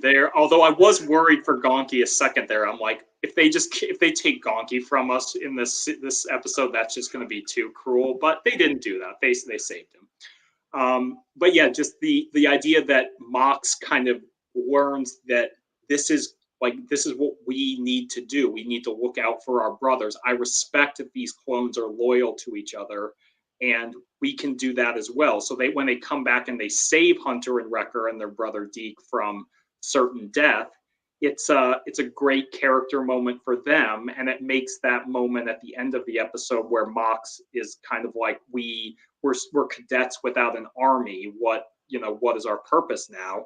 And Hunter effectively gives him the pep talk that you can be something other than a soldier, but also you get to choose what that something is.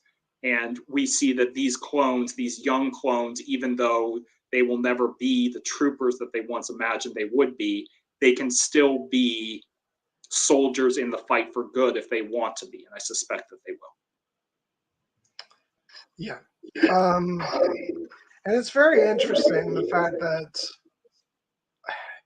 we had so long wondered what Hunter's sort of direction in this show is going to be. And then at the end of season 2, we got a very definitive statement for him, is that what's most important to him is looking after his family and ensuring that they get to live a life that's different from the life that was chosen for them. That they get to make their own choice, which is very different from the path that um, that we would have expected, maybe, and certainly different from what Echo has chosen, which is to go team up with Rex, and Hunter may yet, have sort of those two causes may align themselves, with the way that things are headed. But it's very interesting because I think for a lot of us, we were like, oh, when's Hunter going to get it together and join the fight? And it's like, that's not his story. Yeah. That may happen as a result of protecting his family and the fact that ultimately maybe they won't get, that choice may be taken away from them, which I'm not going to like, but such is the way of things. But the fact that his choice is, something different, which is the important thing, is that they should get to choose, and they should have a chance to choose the kind of life that they want. And Omega even says it to Hemlock, that Batcher deserves a chance, and it's the same thing. Um, uh, but yeah, it's that may be and end up being one of the tragic things of it, as so often happens when you're living under an authoritarian government. It may be your choice to sort of go off and try and find peace, but that may not be what fate has in store for you. Ultimately, their hand may be forced. But I think it's very powerful that the show is making a statement that, given the choice, this is the path that Hunter has chosen, and that's okay, and that not every one of these clones has to choose the same thing, and that both he and Echo are right for different reasons, and I like that they've gone that way. Yeah, and Hunter, it's kind of an evolution for Hunter because we have seen him, very committed to his squad throughout his entire run on the show. But now his squad is in shambles, unfortunately. There's that heartbreaking moment on the Marauder from this still that you have up on the screen where we see Hunter just kind of quietly sitting at the computer terminal trying to run data. And of course, it pans over to the shot of Tech's goggles. And that's heartbreaking because it reminds us of the loss of Tech. But it also is the fact that this job that Hunter is doing in this moment of analyzing data is a job that Tech would have done before his death. And we get another reminder of that. They don't mention Tech a lot in these episodes. Primarily, I think that's understandable because time has passed. The wound is not quite as fresh. We see in the first episode that Omega's been in prison for at least 150 days. So 5 months, it's been a while that they've been searching for her.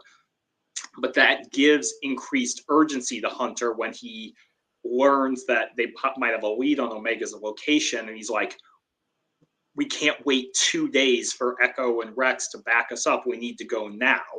And then Wrecker is the voice of reason, where it tries to warn Hunter, the last time that we stormed an Imperial base without backup, not all of us made it out.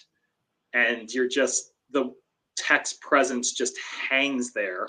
Not that it was Hunter's fault that Tech died. It was most certainly not. It was Tech's choice to sacrifice himself for his squads.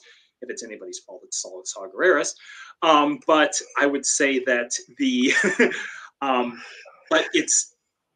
but that loss of Tech makes that urgency and the open wound of Omega's loss feel even more palpable because, well, Tech is gone, Omega is gone as well, but Omega is hopefully in their mind still alive, and they're like, and we can get her back. That was Hunter's mission, and he's not going to wait for that because this is something he needs to fix. This is something he needs to get his sister back, his daughter back, and that the fact that they're willing to go chase this scant lead on this distant planet, and even at the end of the episode, the victory that they win is they just learn that what sector Hemlock's base might be in, but it's hope. It's still hope, and Hunter and Wrecker are going to take that and use it to drive themselves forward because that's what all they can do. And of course, we suspect now that Omega and Crosshair are free, that they will find a way to make their way back. But that doesn't lessen Hunter and Wrecker's commitment as well, because once they are reunited, Hunter's mission will very much be we're not letting our family get torn apart again. And no matter what the Empire throws at us, we will be ready. And oh man, and the other victory, of course, is the three young clones that they've rescued, who they're taking to a safe place on Pabu, which Pabu just is totally safe. Don't watch the season 3 trailer. Pabu was totally safe.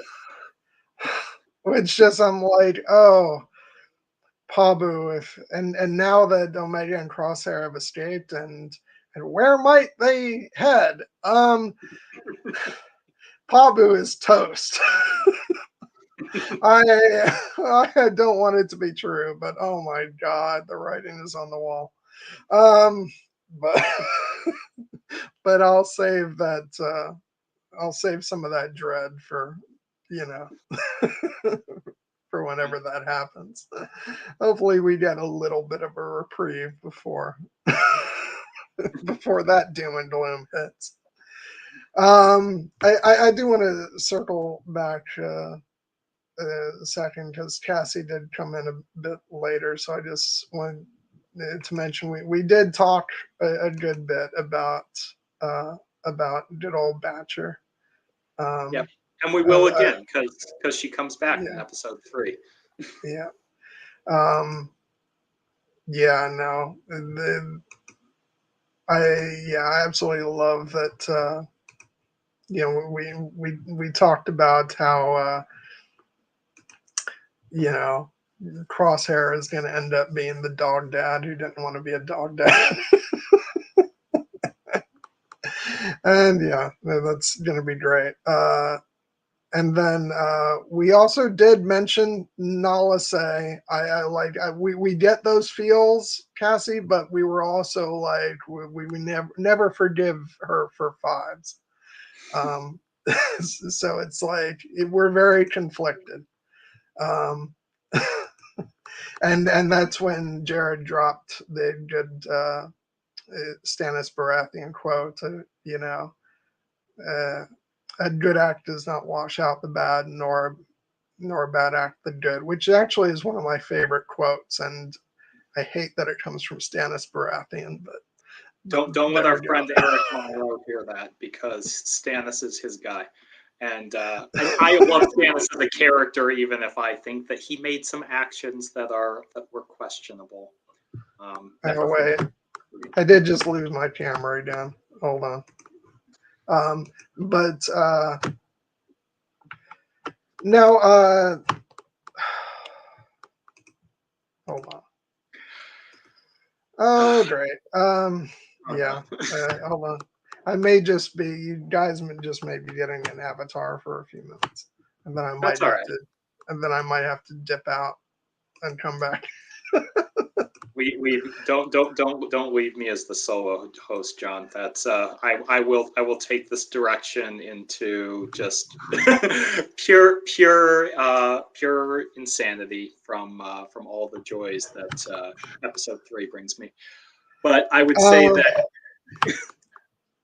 Well, I may not have a choice, because usually the only thing that fixes this is if I'm going to leave it in your hands for about 60 seconds. Okay. So I will be back. Hold on. All right.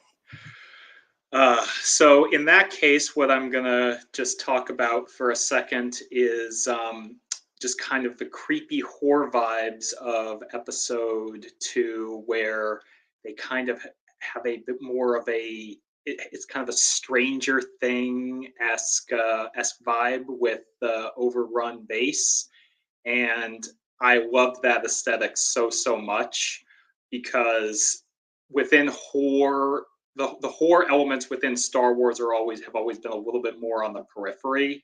Um, and this was a case where we got to see what that might look like on a larger There we go. scale in Star Wars. So yeah, John, welcome back. I was using the opportunity to turn the discussion just towards, in this episode, the kind of the creepy Stranger Things annihilation aesthetic of the base that they visit, and the slither vines, and just what a cool thing it was to see that in Star Wars with the little like alien face hugger creatures jumping around.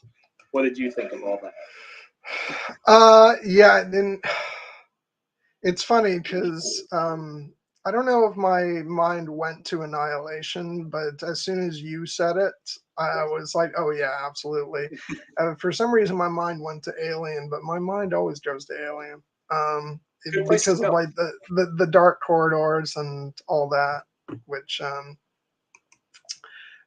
side note, if you guys have never seen the Alien stream I did with Carol Brown, please go watch that. It would mean a lot to me because her and I had a very good time doing that. Um, but yeah, the it was creepy. Like it was such a vibe. And of course, like, don't touch the vines. And what does Wrecker do? Of course, he touches touches the vines. But speaking of Wrecker, I will say, and you mentioned about when Wrecker says, you know, Hunter, the last time we went into an Imperial base without backup, not all of us made it out. It's so important that like Wrecker is the one who is, you know, making that plea, and that he's the more restrained one right now. It just goes to show like the effect that what's happened has had on all of them. Um,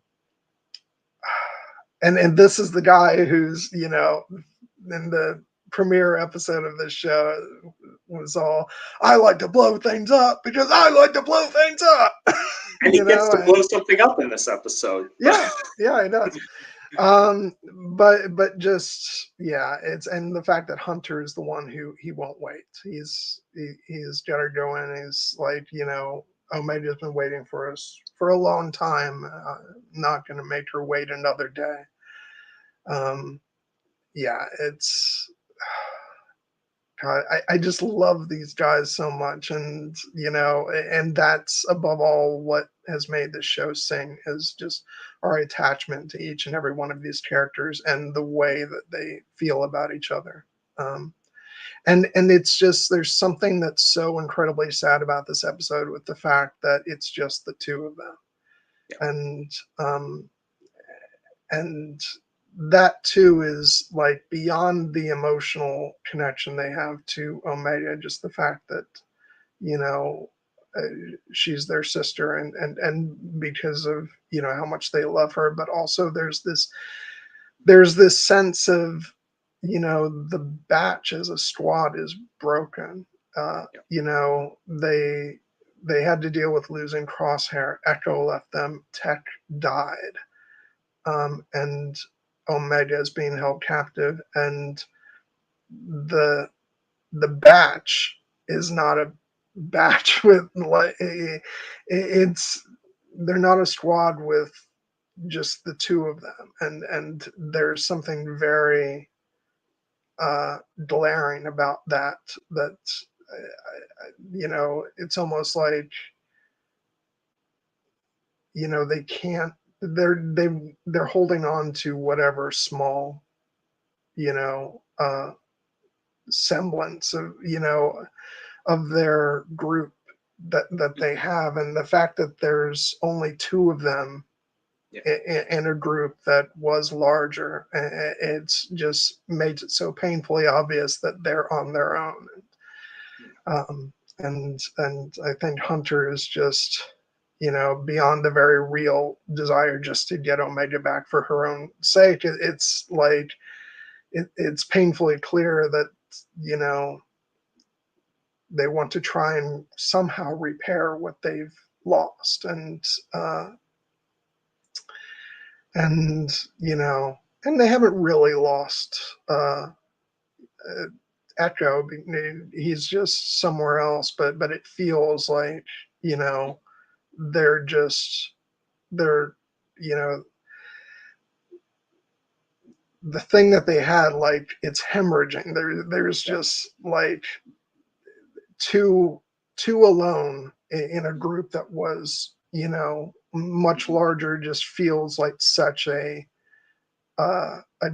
gushing wound, and yeah, it'll be very interesting, when not just Omega returns, but she comes with Crosshair, and what their group looks like, you know, after everything that's happened. I very much want to see interactions between Crosshair and the other and Yeah, the other Badgers.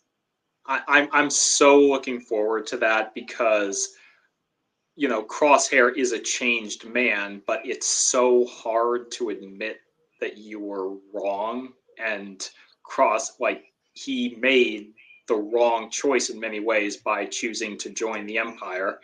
And he's going to have to find a way to prove himself, but also his squad mates, are they going to hold resentment against him? They were willing to do everything they could to try and save him at the end of season 2, but then they lost Tech, and I now just I guess and now, how do you prove to somebody that you've changed? It's usually actions, and it's usually acts of contrition, and that's going to be something that's going to be fascinating to watch, because particularly for Hunter, because he and Crosshair were the ones who seemed to have the most fractured dynamic at the end of season 1. But now that their squad is going to be reunited, is it going to be who's going to be the one who is most willing to welcome Crosshair back, other than Omega, because clearly she will be vouching for him. I was going to say it's Omega. I kind of feel like Wrecker will be on Omega's wavelength. I'm curious about Echo, because on the one hand, Echo knows what it is to lose squad mates. He lost all of Domino's squad. He also knows what it is to be lost and then found, which happened to him at the end of season 7 when the Batch rescued him. But Echo has always been the one who, as we said in our stream on the first 2 seasons, Echo is the one who has the strongest moral compass. He's the one who's always known, first and foremost, that we need to be doing everything we can to resist the Empire. And I think that the dynamic that is the reason that Echo is not in this particular episode and is off with Rex is not because he doesn't care about finding Omega. It's because he has found another purpose with his clone, the network that he and Rex have built up, where that's where he feels he can do the most good, and he's ready to come help them find Omega or Crosshair whenever the time comes. But he's not going to do what Hunter and Wrecker seem to have been doing, which is just chasing desperate lead after desperate lead. Because and in fairness, he's actually ready to go with them on this lead. He just needs 2 days, which is not it's not unreasonable. It's meant to show us Hunter's inspiration. Yeah, it's because they're tied up with they're probably in the middle of a mission. It's not because they're yeah, we'll get around to in a couple of days. No, it's they're probably in the thick of something, and they're just give us 2 days and we'll be there. And but that's not good enough for Hunter. And and it'll be. I will actually be interested to see how Wrecker responds to Crosshair, because Wrecker of old yeah, I think he'd be pretty quickly on board with like, "Hey, Crosshair, finally you came to your senses." But he seems to have really internalized a lot of the trauma that he's the one, like along with Omega, like he looked right uh, at Tech, and he was the one who say like, "Don't you do it," and and afterwards, when he and Hunter are there with Omega and they're talking about going to Pabu and stuff before all hell broke loose at the end of the episode, he just, and he's sitting there like talking to Sid. He just seems so broken. And that it carries over to this episode. Once he gets into the thick of action, we see, the good old Wrecker side of him come out, but he does seem very adrift in a lot of ways. So it'll be interesting to see how he responds to a returning, Crosshair, because Yeah, I suspect it might be a little, but maybe he will just welcome him back. But I I suspect there could be a little of a slightly different reaction there than we expect. yeah, I mean, I think what's going to be interesting is the balance between whether or not it's of mistrust versus just an open wound that needs to heal. Because I personally don't like. I hope that when Crosshair returns, they don't play it as, "Oh, can we trust him anymore?" Because I think clearly we as the audience have seen that the experiences that he's gone through with the Empire, he's not going to go back to them. It would be Yeah, an understandable question for the Bad Batch to have, but I don't think that I they were don't still think willing to that's risk everything for him. But there we have seen stories of where characters lose people and then they are reunited, and it's like, okay, well, it's going to go back to the way things were, and it can't. These people have changed. These people have fundamentally changed. Wrecker is, well, he's not an emotionally simple character. He has very direct things that make him happy, but he knows, he has emotionally complex relationships with all members of his squad. So does Echo, so does Hunter. And Crosshair was always the most emotionally complicated because he was always the most emotionally closed off, and now he can't be because he has been cracked open in so many ways, and his heart is going to be exposed. And the big thing, that's why the thing I keep coming back to is the idea that acts of contrition, because Crosshair is not going to be the type who, throws himself at the feet of his brothers and says, "Oh, I'm so sorry. I missed you all so yeah. much." He's going to be the type who is still going to be prickly in his personality, but he's going to have to show his squad how much they mean to him. And actions speak louder than words on that front. And I think once we see Crosshair rejoin the Bad Batch, it's going to be so rewarding to see him prove that he is now the better man. Yeah, it's not gonna. I'm just interested in seeing that change dynamic because, like, and speaking of Wrecker, it's like, we're not gonna see that same dynamic between the two of them. Where like in the first episode of the series, where you know, uh, I forget exactly what he said, but then Crosshair is like, "Don't overthink it, Wrecker." The Crosshair is no longer going to be able to just be the smart ass of the group. Yeah. And it'll be very interesting to see where they go. But let's dive into, because we've talked a bit about episode 3 and the stuff but there's a lot of meat on the bones for episode 3 that we haven't gotten into. And silly me, I thought maybe this would be just a 2-hour stream because we only had 3 episodes to talk. But no, we've got to get into some of the stuff of episode 3, which, you know, I talked before about how episodes 1 and 3 definitely feel of a piece together, but whereas episode 1 was this, sort of tension filled episode 3 certainly has tension, but it's different. Episode 1 was like a tone poem in the style of, the Solitary Clone and the Outpost. Episode 3 is just like this, like it has, some of those same, beats of tension, but it ups it to like classic, like Star Wars Bad Batch action and like mythic storytelling and just thrill ride that that we love. And I'm conflicted as to which one I liked better, but I suspect I have a handle on why this is probably your favorite of the three. Uh, I said as much when I texted you afterwards, and you were like, I was very happy about connections, in episode 3, and I'm like, I thought you might be. We get Ian McDiarmid as the Emperor in this episode, which we've gotten pieces of him, in seasons 1 and 2.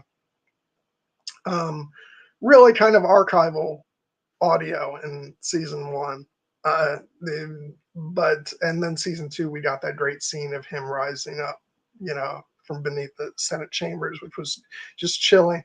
And then here we're getting into, him coming to inspect Hemlock's experiments and Project Necromancer, which we touched on a bit. But okay, like here's the thing: you are the Rise of Skywalker fan between the two of us. There are some things about the movie that I enjoy, but I'm not attached to it in the way that you are, clearly. But I could appreciate like the joy you must have had and the vindication of watching this episode and the fact that it is all connected. And even though I think that there's some more facets to Project Necromancer than what we may think, because I can't help but feel like the name of the project in of itself, it may be a bit more larger scale than just Palpatine looking to clone himself later on down the line, even though that is clearly something he would be very interested in. But I think it's a bit larger than that. But at the same time, this is like very clearly setting up what the end game of that final film is going to be. How are you feeling, Jared? I'm feeling just great, John. For so many reasons, and I don't want it to just turn into me proselytizing for an hour, which I could do easily, about how much I love the sequel trilogy and Rise of Skywalker in particular, and why Rise of Skywalker is my single favorite story that has been told in the Disney era. All movies, all shows, animated and live action. But I love that movie primarily for its character beats, not necessarily as much the lore, but the lore is so goddamn cool. And one of the reasons I love the lore so much and its connections to Palpatine is because this has been rooted in the core Star Wars mythology from the beginning and the fundamental nature of the dark side itself and what it means. Because that much beloved scene in Revenge of the Sith, where Palpatine has his famous line of the dark side of the Force is the pathway to many abilities some consider to be unnatural, and the idea of the tragedy of Darth Plagueis the Wise and wanting to manipulate the midichlorians to create life. I never needed that to be more than just a cool scene that was manipulated. But the fact that it's become something so much more is something I love so much. And as Guilty Undertaker points out, the Rise of Skywalker did not invent the idea of Palpatine being a clone. It actually comes from the first time it was done was in Star Wars Legends, in a comic series known as Dark Empire, which fun fact, was actually one of the stories from the expanded universe, which George Lucas famously had complex feelings about, that George Lucas actually liked and endorsed. And so I would say that the story in Rise of Skywalker and how it handles the Palpatine's return, I like it better than Dark Empire because they tie it back more to the core saga mythology and to characters.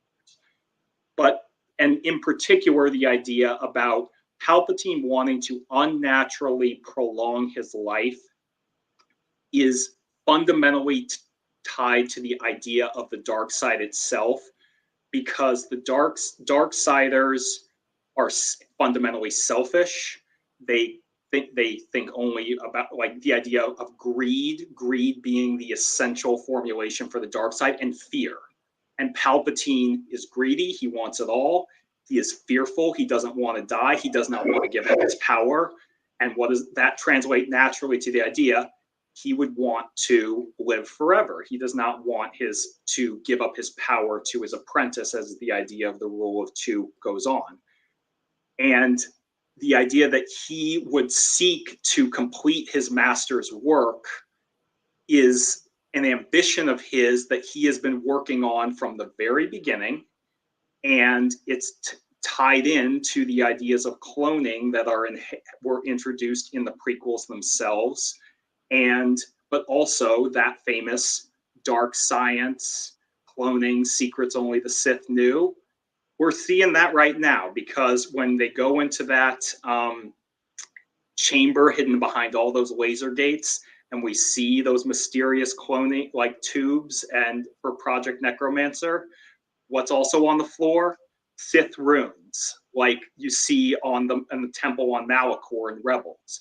This has always been an essential part of the Star Wars story, the idea that Darksiders fear death and will do anything to supplant it, because there is nothing that awaits them after death but shadows and pain and emptiness and nothingness.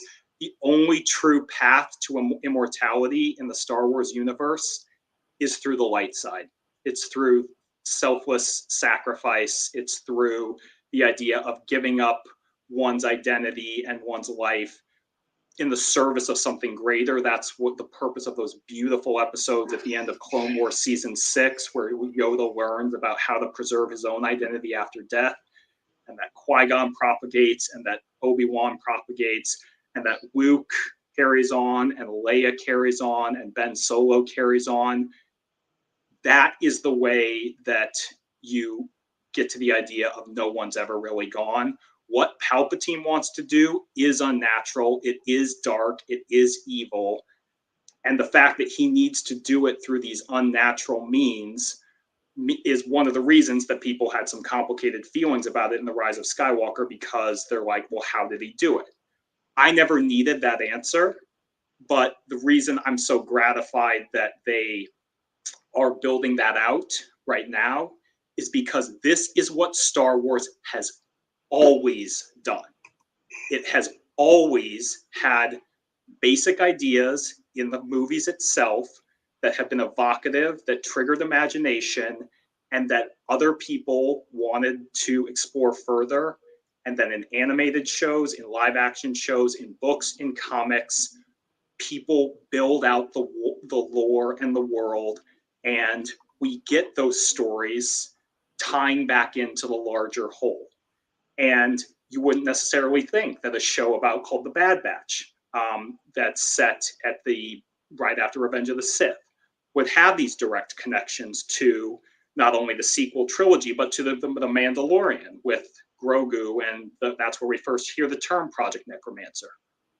But we do, because despite it coming from different creative minds, this is all one story. This is living history, and every part of it matters. Even the parts that you may not respond to quite as much emotionally, that's not a reason to dismiss them, because there may be something that ties back to it later that will lead you to re-examine it. And that's why I'm always a champion for give stories a chance, go in with an open heart, go in with an open mind, and do not allow your biases to close your mind off to different storytelling possibilities, because as we saw with the Clone Wars and the prequels, the Clone Wars opened people's minds and hearts to the prequels, movies that are now beloved. And while the sequel trilogy has gone through some battles on its own for a number of different reasons for all three of its movies, the side of light and the side of love will win out in the end, not just within the Star Wars universe, but in our real world as well.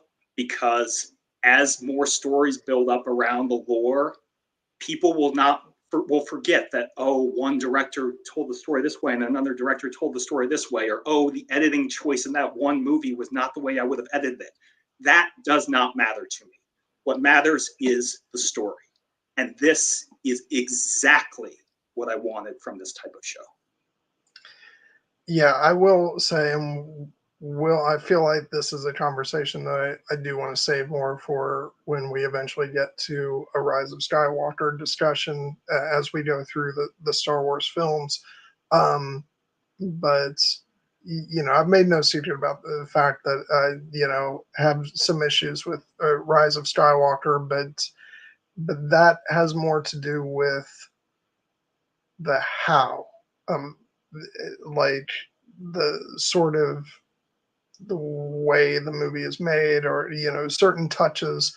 Um, the idea of Palpatine coming back, and the idea of him not willing to let go. Um, I am not opposed to that because you're right.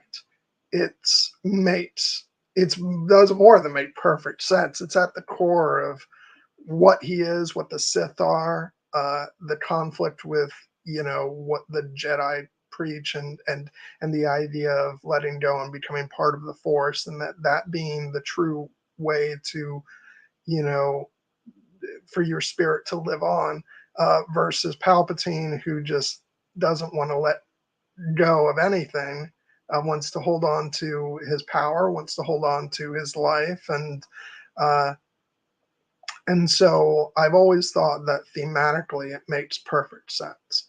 Um, and so the worst thing I could have done was say, well, Rise of Skywalker doesn't work for me, so I don't want to see anything follow that story path. Whereas instead, I'm much more interested in, like, the storytelling of this show is, for me, is just so amazing and wonderful, and so uh, just makes me really excited that they've gone, on this path, and are exploring this story, because I think it's an extremely compelling, story strand to follow. And when you see Palpatine in this episode, and I love, uh, I don't love Palpatine, but I love like the Palpatine as a person. But like, I love Palpatine in this series because not only did they bring Ian McDiarmid back to voice the character, um, which, by the way, I just love in of itself, that's where we are with Star Wars animation.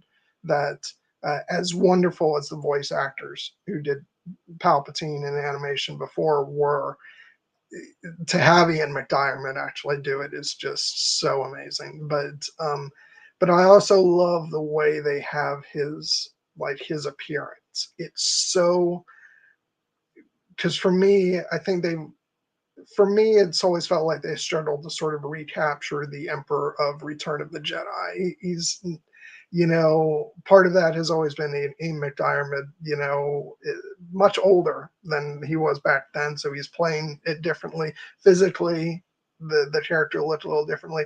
What they've done in this show is so captured that creepiness of, like, Return of the Jedi Palpatine, and his vocal performance is so just mesmerizing and amazing.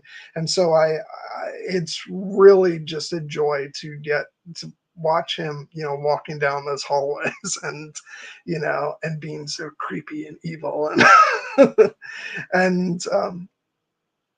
and yeah, so I love the way this is all unfolding, and I just and if it enhances, you know, uh, then Rise of Skywalker and where the story eventually is, then so much the better. And I just, because I think it's what I like to say also about what Clone Wars did for the prequels. It's like there's that, very common refrain of people saying, "Oh, Clone Wars fixed the prequels." Well, no, what it did was it expanded them and it enhanced them and allowed us to sink deeper into that world and to see things that we didn't have time for in the movies. So yeah, uh, so even though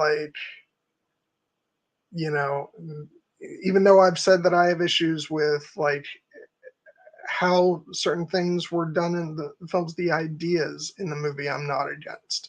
And the fact that we're seeing those ideas unfold in both The Mandalorian and in this show, it's just beautiful. Um, yeah, what Guilty says right here. The Clone Wars put the prequels in context. Absolutely. Um, so yeah, no, and another thing while we're talking about Palpatine and we were talking about Hemlock earlier, and one of the things that I love watching the scenes between the two of them is Hemlock is a great villain for this series, but he falls under the illusion of what so many of these baddies do. It's like he's missing the part where he is completely expendable to Palpatine, and he's going to, you know, fall under the same. He may end up falling under the same trap as what who was our villain for seasons one, Rampart. Yeah, he like if he's not careful, like Palpatine even lays it out for him. He says this facility must be kept secret. There are some who would consider your work an abomination. It's like, so if like word of it leaks out, Hemlock will be the scapegoat for all of this. Yeah, Um, and and that's another thing I love oh, about it. Palpatine is so your very. audio is a little, um, Sorry, can you hear me now? yeah, okay. So I was just saying that that's another thing that I love about the way that they're going about it with the early setup for Project Necromancer and these M count transfers and cloning, which, as we know, is ultimately leading to the events of the sequel trilogy, both Snoke and Palpatine's resurrection. And but the thing is that we talked in our season, our first two seasons retrospective, about the idea that at this stage of his political career as the Emperor, Palpatine is not seen as the eldritch dark wizard that he always was and ultimately reveals himself to be when he returns in The Rise of Skywalker, because at that point he has no choice. His game has been unmasked, but he still wants to dominate the galaxy, so the way he can do it is by force and by fear. Here, he is still seen in some ways as the respectable political leader of the government. And there are certain things that he cannot do publicly yet. He still needs the Senate. He still needs, people to buy into his illusion of a safe and secure society while he consolidates his hold on the galaxy. And letting word get out that he intends to live forever as an eldritch dark wizard is counterproductive to that. So he wants to make sure that let's get this right before I unveil my grand plans for the eternal Sith Empire. And I do think that that's why his dynamic with Hemlock is so fascinating, because while he would ultimately love to treat Hemlock as expendable, and he ultimately does view him as his pawn, he needs Hemlock right now, because clearly this is a code that Palpatine himself has been unable to crack by pure Sith magic rituals. He needs the dark science, and that is Hemlock at this moment. So Hemlock's mistake is that he thinks he can parlay that into positions of greater power. And if he were to come through for Palpatine, perhaps he would become appointed scientific minister. But if he were to fail, Palpatine would discard him. So that makes the stakes for Hemlock in the rest of this show incredibly high, because I got to be honest, I don't know exactly how much more we're going to see of Palpatine through the rest of this season of The Bad Batch, because obviously the Emperor survives and goes on to dominate the galaxy, and the Batch is not going to defeat Palpatine right now.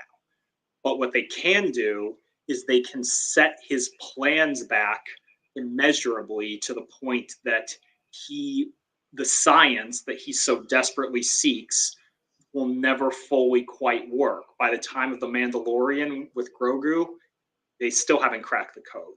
By the time they get to the events of the sequel trilogy with The Rise of Skywalker, they still haven't cracked the code. Palpatine is, rotting on a crane, and he needs to possess his granddaughter Rey in order to try and continue his life until he figures out the powers of the Dyad. Whatever the Bad Batch does to disrupt Palpatine's plans will reverberate for decades, because we can see in this episode that Omega could be the key to Palpatine having that perfect MCOUT transfer that he needs, but he's not going to get it.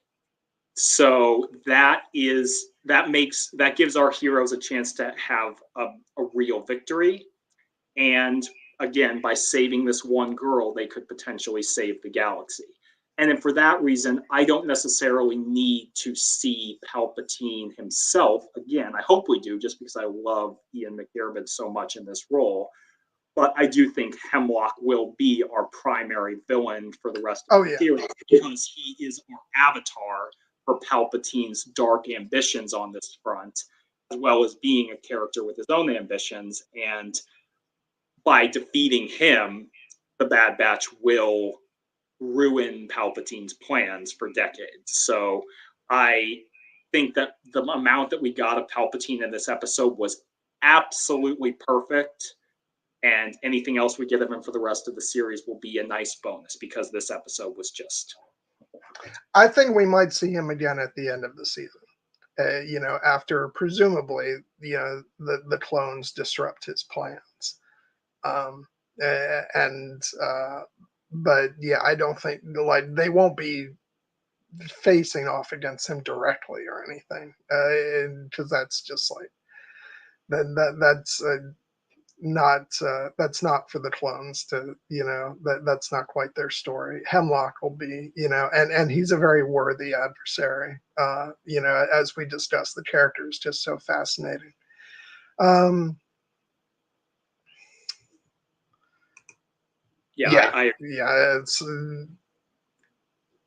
It would be so interesting. Like, if you had asked me what the possible end game for this show might have been, like when it started off, I would not have guessed disrupting Palpatine's, plans at cloning. And let's talk quickly about like what Project Necromancer may actually entail, because even though obviously eventually, this will lead down the road to Palpatine, cloning himself, we do get information that there are subjects being held behind those walls. Now, do we think that's just a bunch of Palpatine clones? Or is what I suspect is that this project maybe is a bit more ambitious than just about Palpatine bringing himself back to life, even though that may, definitely be a part of it.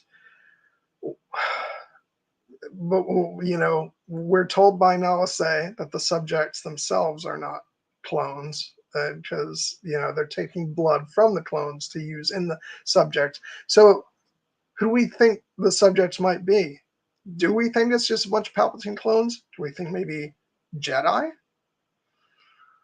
Possibly. One of the interesting elements is that we saw that in the Clone Wars that Palpatine was interested in kidnapping young Force-sensitive children.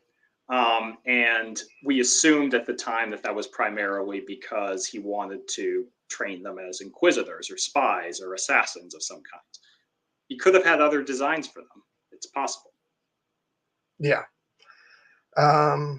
Because that would certainly fall in line with, Hemlock last season talking about, safety and security. If Palpatine had an army of Force users that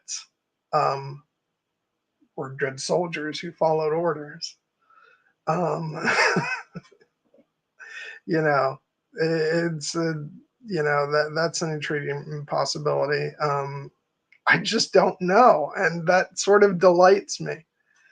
And the thing is, we don't need to get all of the answers. I loved that we got indisputable confirmation about the nature of Project Necromancer, that it does involve efforts to transfer force sensitivity from one person to another into a clone of that person, which of course ties directly into both The Mandalorian and The Rise of Skywalker. But as you say, it could be a larger project. And some of the idea about this dark science is that we don't necessarily need to know all of it about how it works. We just need to know the intentions and the means and the key.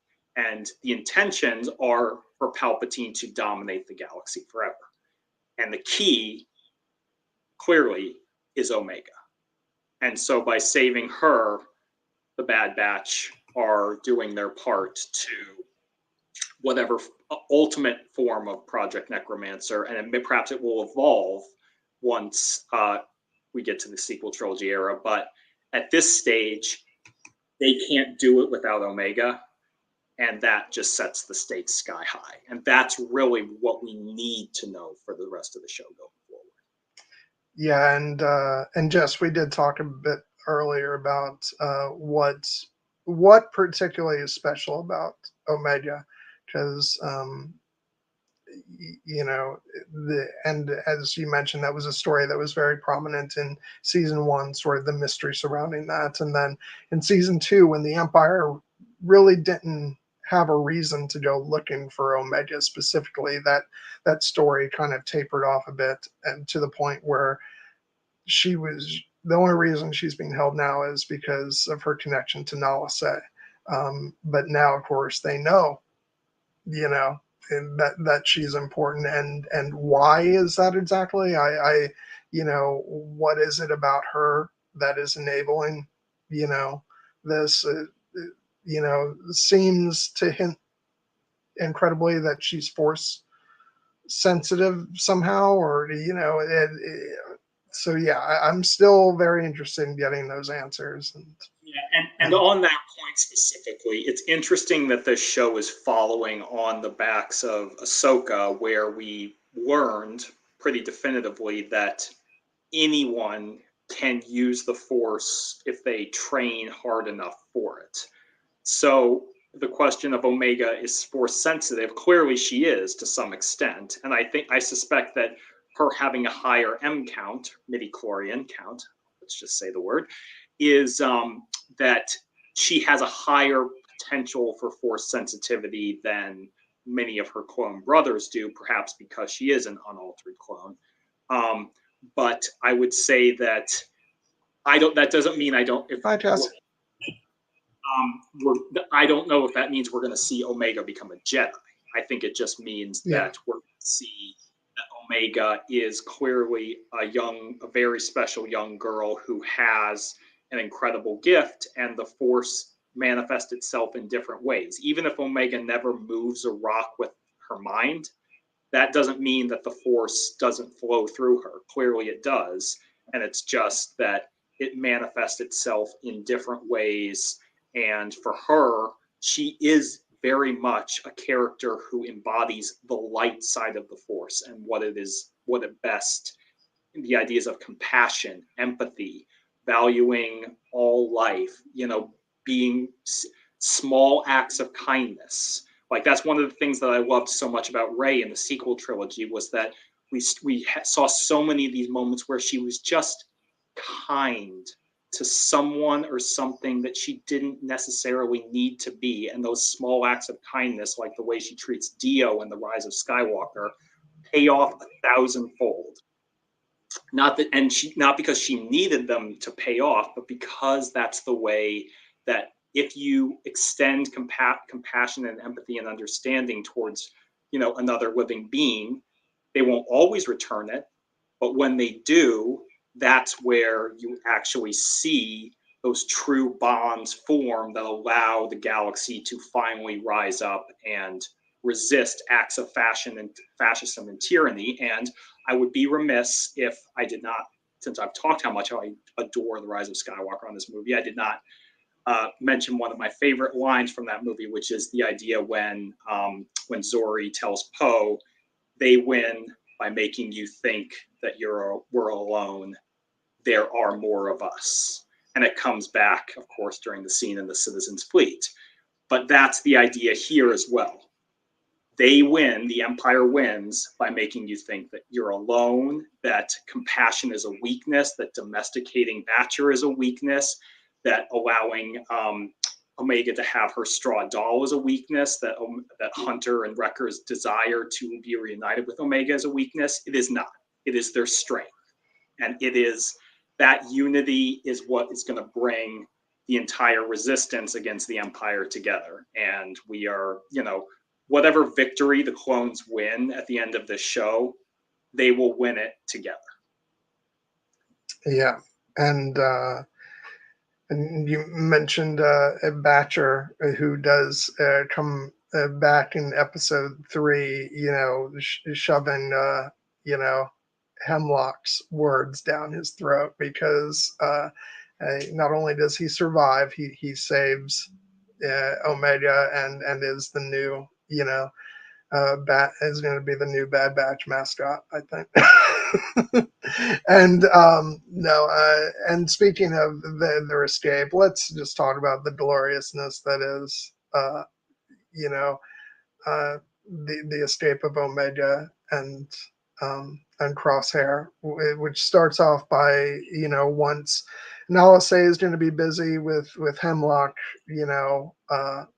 with the Emperor's visit, and she realizes that she won't be able to dispose of Omega's sample that day. So she tells Omega, "Yeah, you gotta get." Today's the day we finally get screwed, and all I can do for you is give you a data pad. You got to handle the rest of it. She does. And what one of the absolutely genius elements of this episode is that from the moment we learn that Nala Se is not going to be able to dispose of Omega's sample, is because I loved this moment too, because it reminded me actually of the moment in The Force Awakens where Rey pulls the mind trick on the Stormtrooper, and she's like, "You will remove these restraints and leave this cell with the door open, and you'll drop your weapon, and I'll drop my weapon." That's not what happens. Well, it's a blend of that and also a little bit of True Lies. It's like when the troopers, when Crosshair's like, "I'm gonna take your weapon." He's like, "Yeah, how you gonna do that?" And Crosshair's like, "Just watch." And then the door opens and he takes him out. And I just love all their banter throughout that sequence. She's like, "Great job," and he's like, "I didn't really have a choice." And she's like, "You're out of your cell, aren't you?" No, she gives as good as she gets, and I love that Crosshair, actually trusts her as a member of the squad. He follows her lead. He gives her the blaster. He's not happy about following her orders, especially when he learns that they're trying to escape on the day that the Emperor is there touring the facility. But he goes along with it, and even more of a reason why today was not the day to win and escape. But of course, it was the only day, because one of the genius constructs of this episode is the is the moment that Nalase realizes she can't dispose of Omega's sample and they put it into that machine. There is literally a ticking clock that's set that they return to throughout the episode, and they had in the first episode as well, where it slowly, slowly, slowly clicks Which around. again is about, imagine the, like we talked before about patience of storytelling, and let's just imagine for a second, and this is clearly probably why it was part of, I'm sure it was part of the design to drop these episodes at the same time, but just imagine a world in which these episodes did air on separate weeks. The fact that they established this ticking clock of the blood samples in the first episode, and then you're going to have to wait 2 weeks potentially for that to pay off. That patience, there it's just so brilliant. So that when we return to that device in the third episode, it just, the tension is ratcheting up even more, and you're like, oh god, oh god. So, it is quite literally the proverbial like Hitchcock bomb under the table that you use to increase tension, because while Omega knows she needs to escape because Nalase tells her, none of the characters fully realize just what is going to happen once Omega's blood sample is tested and it's confirmed that she can host a positive M count transfer. But we do. The moment we see her blood sample go in, we're like, Omega's sample is going to be positive. We know this. We got to get her out of here before her sample is confirmed. And that's one of the reasons why the ending of the episode was so thrilling to me, was because I was terrified that, for instance, Omega and Crosshair were going to try to make their escape, but, for instance, Crosshair was going to get out and Omega wasn't, and she was going to be brought back to Tantiss. The fact that Crosshair, after telling Omega in the first episode, if I got the chance to escape without you, I would do it without a second thought. The fact that he doesn't do that, the fact that when she trips, he immediately picks her up, that when he emotionally picks her up when she's feeling down, and then when he invites her, did they teach you Plan 72? And she's like, Tech made me memorize all the plans. Of course he did. of course he did. They escaped together. It was such a pleasant and unexpected surprise, and I love that they did this, because I do think, as fantastic as these episodes were, an entire season set in Mount Tantiss might have been a taller order to pull off. I would have trusted them to do it, but I think that they showed us just enough to let us know bad things are happening at Mount Tantiss, and we never want Omega going back there, which is what Hemlock wants. So now the stakes for this season are so. Yeah.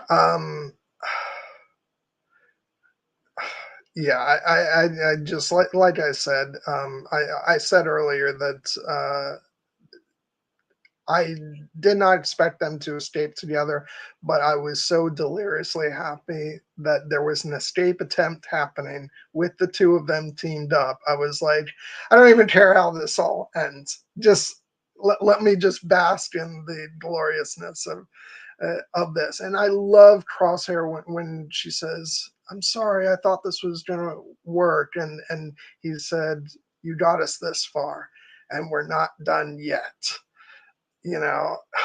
So good. Like, that is the, like, that's the Crosshair we've been really waiting for. And I love the fact that, he's so filled with despair throughout, the first episode and part of this episode. And that's like when he's finally out there, that's when he wakes up. And, even though he's not in the shape that he was, his, hand has been damaged. So he has been robbed of, what he was known for. The fact that, he's such a great shot, that's been hampered somewhat. And so he's not going to be able to just fall back on being the, that efficient killer that, that he's been sort of known as, the whole time. And but yeah, it was just so much fun watching the two of them together, and uh, yeah, I can watch the episode over and over again because that is so thrilling. It is an immaculately crafted, action sequence that takes elements that were set up in the first episode and it pays them all off, from the ticking blood vial clock to the Lurkahound tunnels to Nalisay's data pad to everything that, like, and Crosshair's tremor too, which is a fascinating little character quirk because, as you say, whether that's psychological or a manifestation of the torture that he underwent in season 2, I think it's probably both. It's clearly the kind of thing that's going to affect him for the rest of this season and this show. And as Guilty Undertaker points out, it doesn't completely remove his effectiveness as a sniper and a shooter, but it is going to force him to change and reckon with the idea, like, this is one of the reasons why when Jaime Lannister loses his hand in Game of Thrones, it's a catalyst for his character development, because when you lose the thing that made you the person that you always were, you have to change. And Crosshair has had so many impetuses to change over the course of the show. This will be one more. And I do think that ultimately we are going to wind up at a place where he's going to have to find a way, like those young clone cadets, to be okay with being something other than the hyper efficient sniper soldier killer that he was. And perhaps he will be better for it. Or maybe he won't, and he's going to be sacrificing himself in the end, which I suspect probably still where his character is headed, but I don't know. I I have hope that, like, I think there's a lesson learned long ago that just because we haven't seen characters in like other stories that take place afterwards does not mean that they had to die before we get to that point. We learned that with Ahsoka. Um, so I'm not yet like, I'm not yet being like, oh God, all the Bad Batch must die, because we never see them again. I'm hopeful for each of them, but it does feel like Crosshair has always been headed towards sort of sacrificing to make amends. But we'll see. I have no idea. The only characters I'm absolutely confident are surviving in this show are the ones that, like Rex, who we know. Even Omega could be in danger, although I think she will survive. But yeah, just to get to Jess's point about the identity and the clones possibly being altered, that was another fascinating wrinkle that is probably a little bit more foreshadowing in these episodes when Hemlock mentions in episode 1 and is threatening Crosshair's wife to get Omega to behave. He said, I did have plans for CT-9904 despite his resistance to re-education, but I am willing to make sacrifices.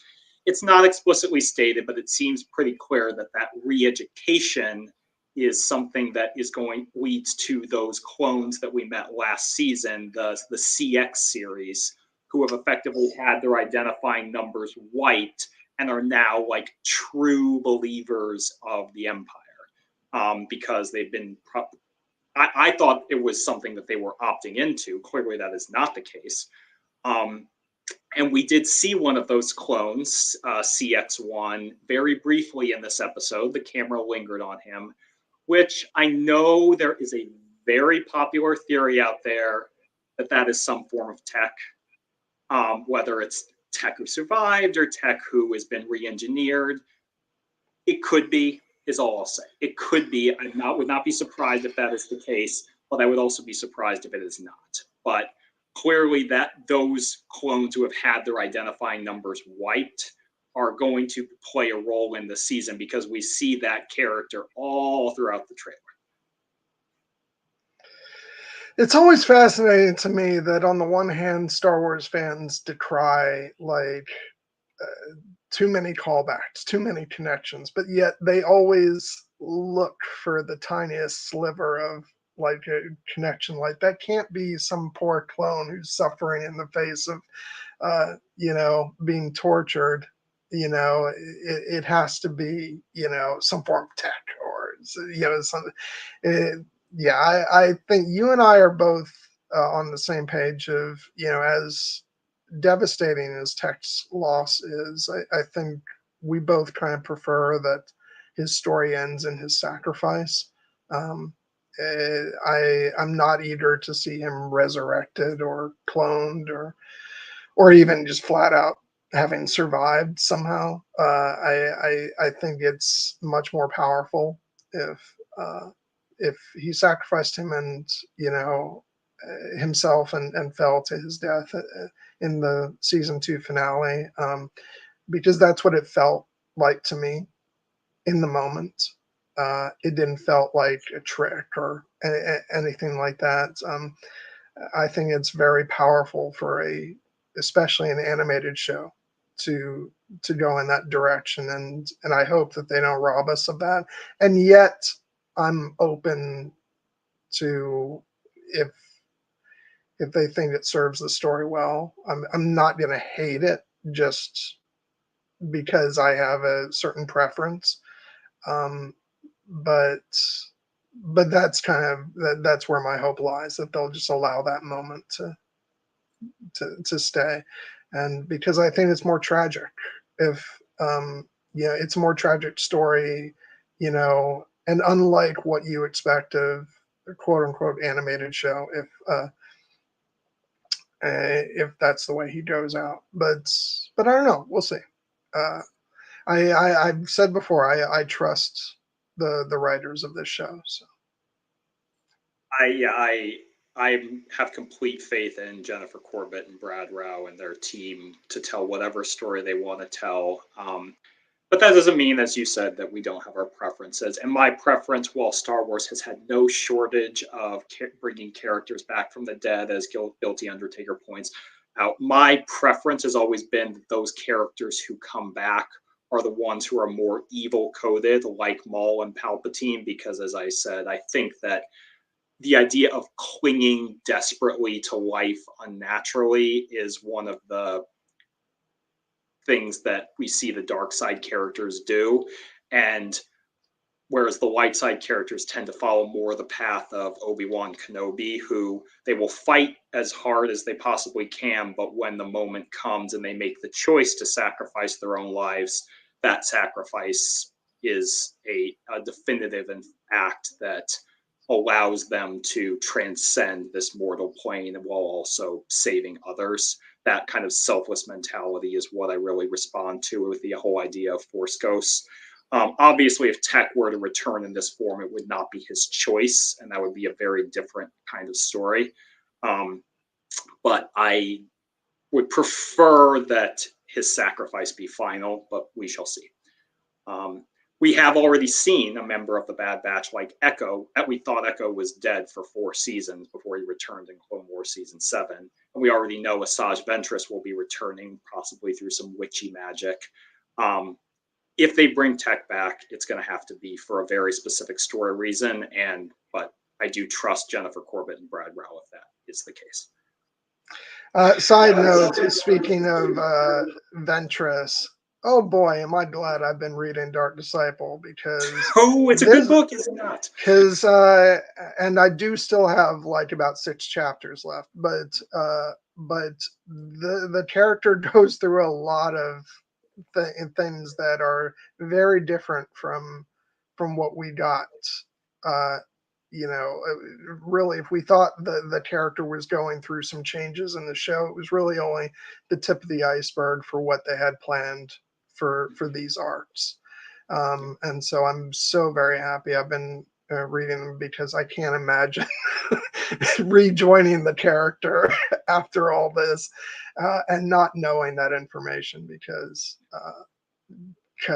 she goes through a lot in that book. So I highly recommend anybody who is a fan of Clone Wars and hasn't read Dark Disciple, try to fit it in before her episode comes up. Not sure when that is exactly, but that's why I wanted to I had to pause about halfway through the book because I got wrapped up in some other stuff. But once the premiere of Bad Batch hit, I was like, oh shit, that's right. I got to finish that before she makes her appearance. It's a great book, and once again, like, tells me that, oh boy, did they have some big shit planned before the cancellation, because oh my god. Yeah, and like beyond like things you need to know about characters, like Guilty says, it's just a really good book.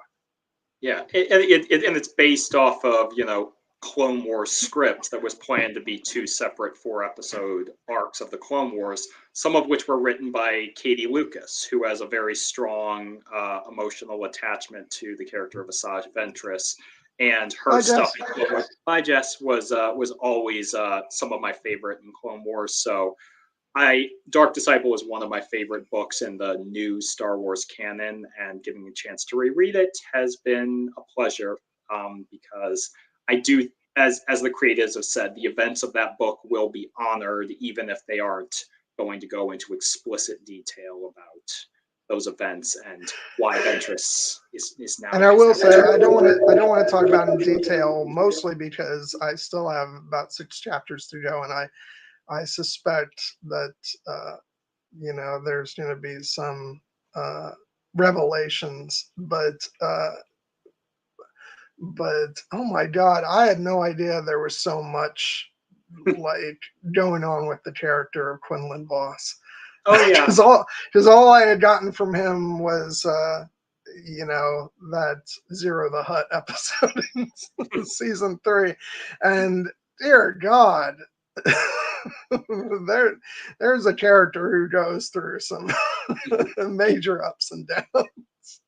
Yeah, he is a unique character in Star Wars, but he's great in that book, and I hope we might see him as well, perhaps. A lot of, like, for those of you who want a good Star Wars romance, I don't know if Dark Disciple is the book for you, but it is definitely a book for you.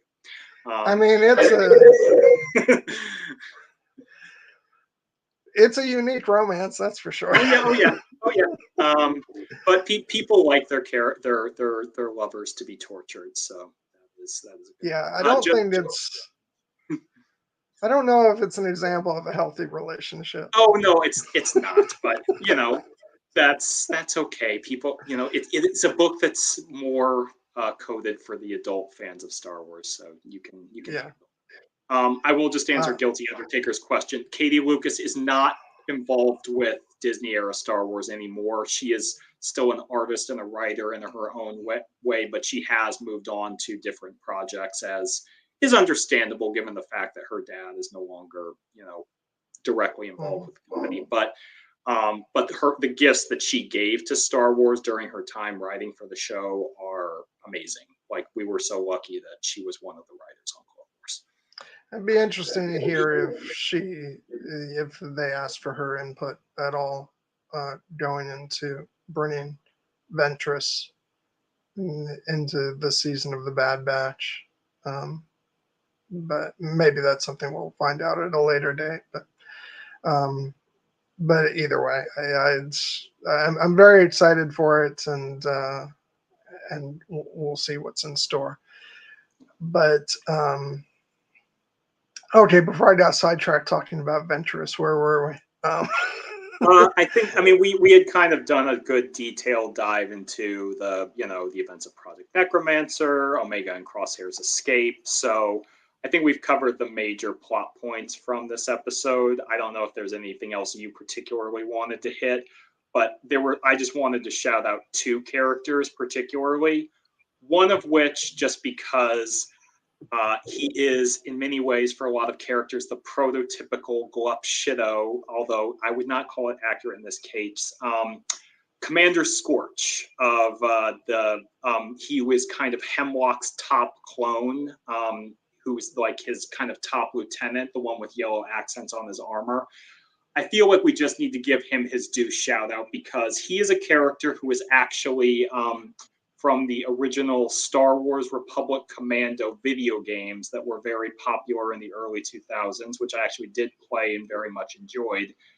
But he is a beloved character for many fans because he was kind of a very much a wisecracking, explosive expert, and those characters in Republic Commando were the Bad Batch before the Bad Batch. They had 4 characters: Boss, Fixer, Sev, and Scorch, who were very much our versions of Hunter, Tech, Crosshair, and Wrecker before they existed.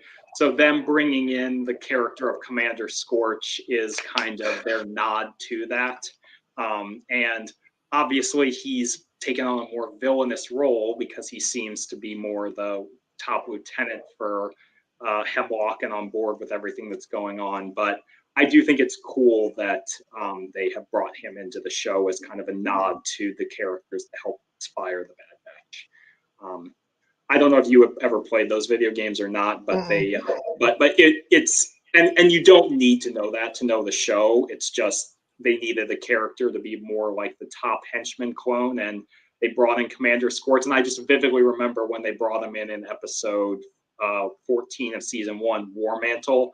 There was a segment of fans online who were beyond delighted because he was such a beloved character, and I'm glad that they are honoring that by having him in the show.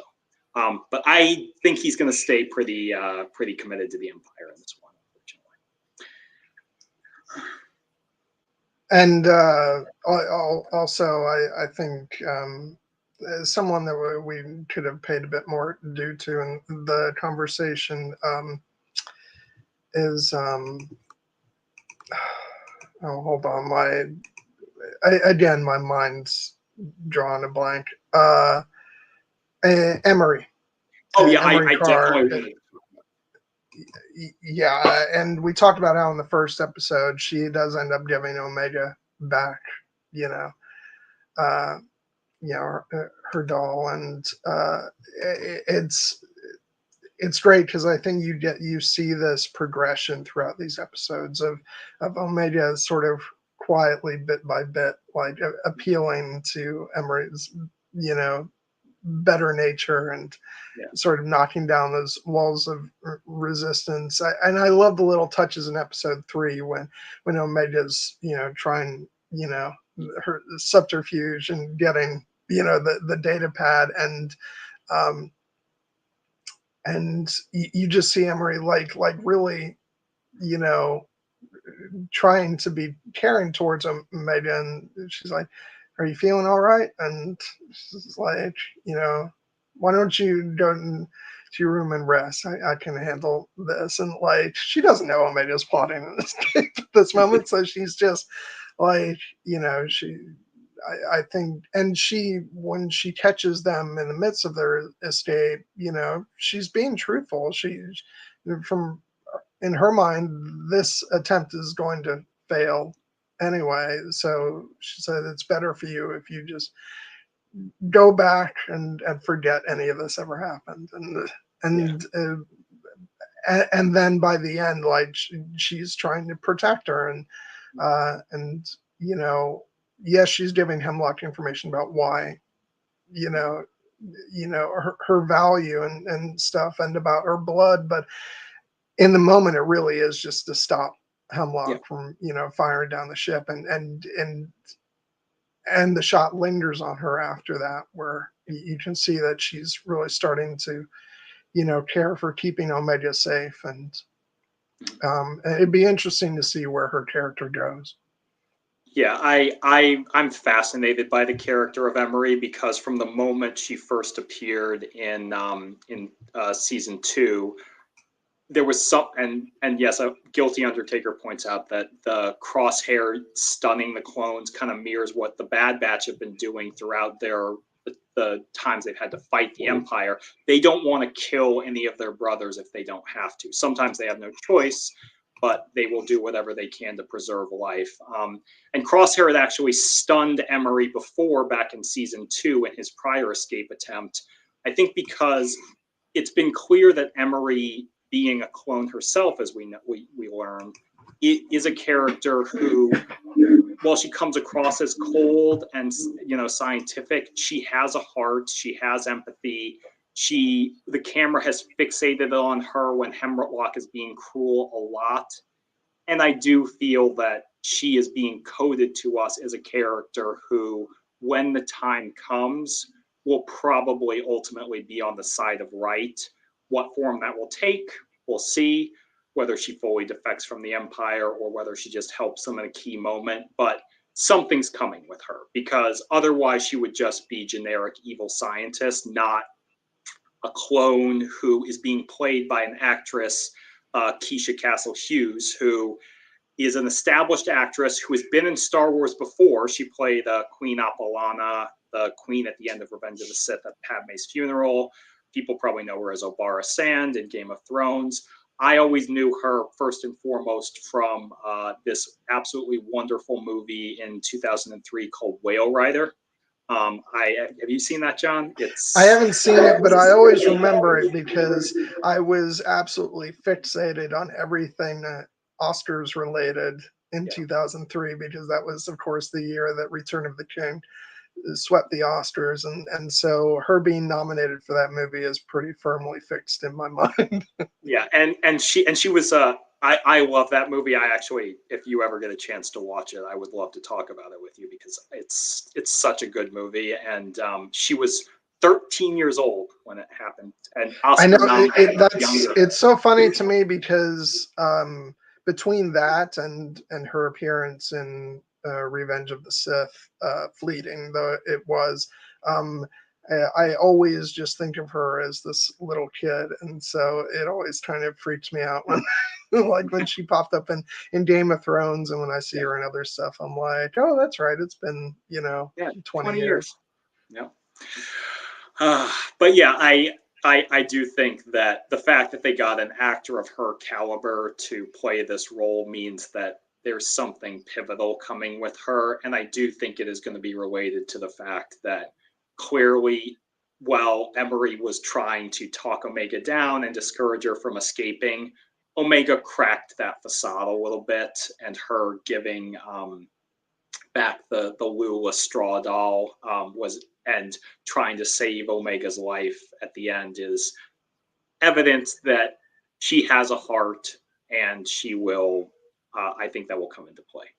I'd be really interested to get more of her story, because I was intrigued by when Omega was like, if you're a clone, how come I never saw you at Camino? And she says, I was sent elsewhere, until Doctor Hemlock, saw, I forget what she said, saw value in me, or, saw use for me.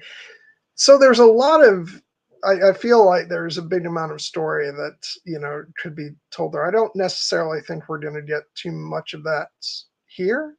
Because it might just be about like what she does moving forward. But I feel we could at least get like a good book or something out of that. So I think that would be an interesting story to tell. Yeah, I agree. Yeah.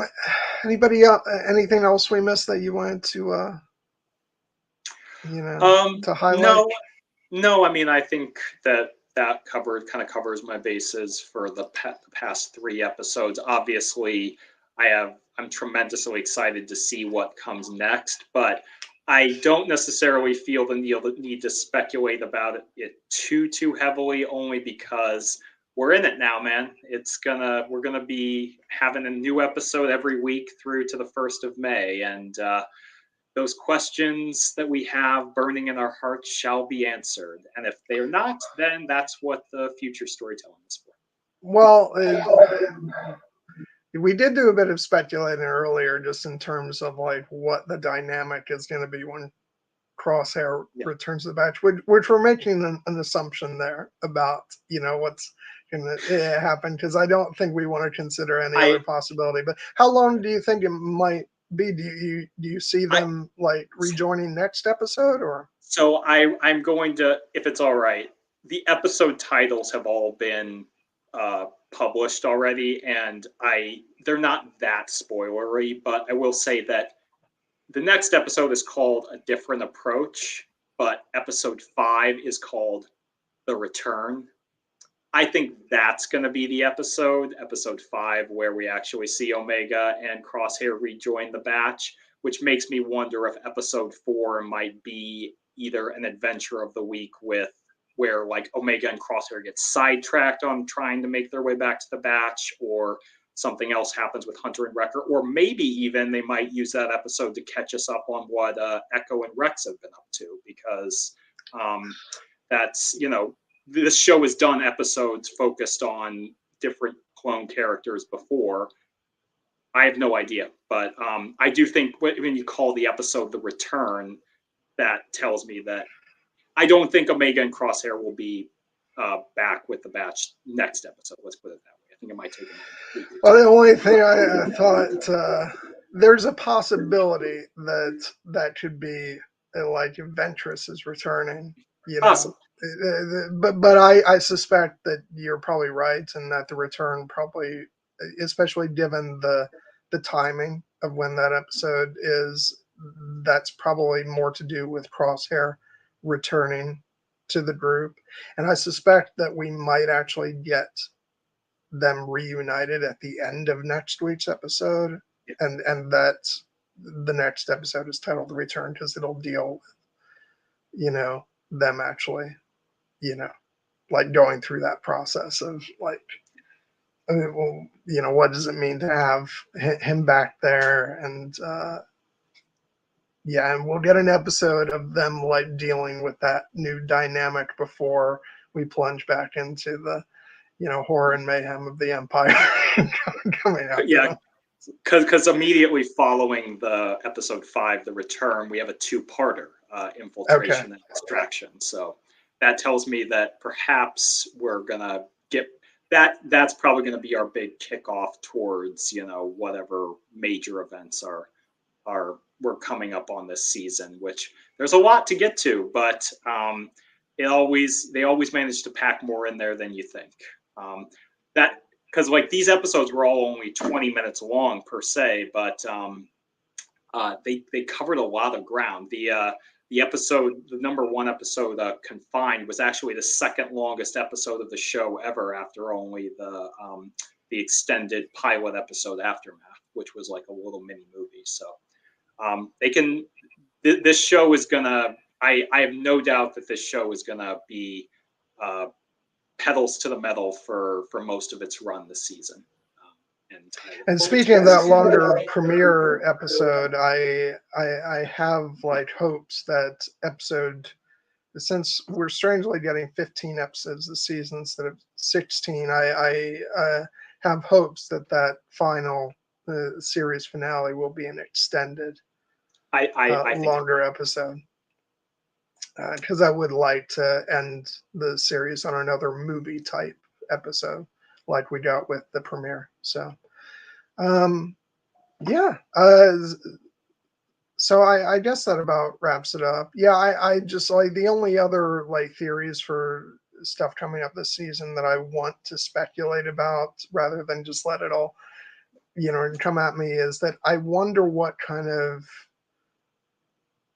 like world building expansive, multi-episode arcs we might get this season, because I feel like in season 1 we got the Ryloth 2-parter, which was great. In season 2 we got to go to Coruscant and get the Senate and all that. So I wonder what kind of thing we might be in store for this season, if maybe we'll just revisit some places for some of those 2-parters, or if we might again go to expand on some unforeseen like territory, both story territory and location territory that we haven't seen yet in the series. Because I know there were quibbles with those episodes that like the first parters in particular of both of those stories were kind of devoid of the Bad Batch, only to then bring them in for the second half. But I rather loved that, because it just felt like really opening up the world. And especially as the story ramps up for this final season, I just feel like I'm ready to be surprised in the way that it opens things up rather than what we expect for the rest of the season, which is going to be the Empire chasing after Omega and Mhm.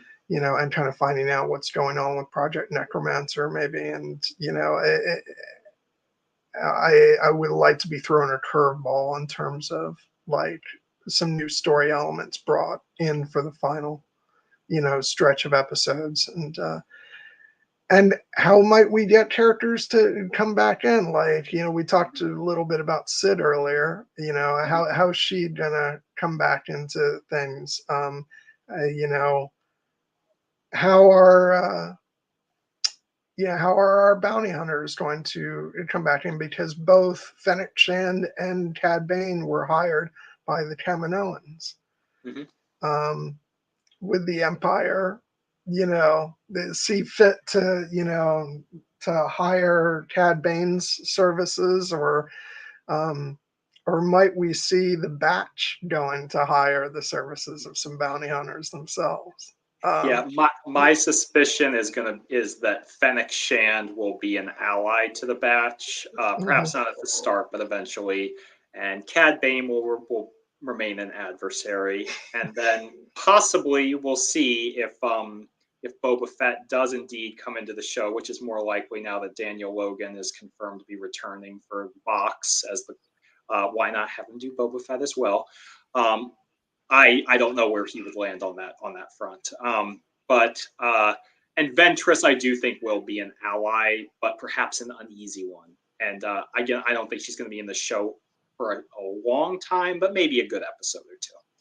Yeah, And I kind of suspect that she'll be a central player in a two-parter, in one of the two-parters, but that, the season won't all of a sudden become the Asajj Ventress show.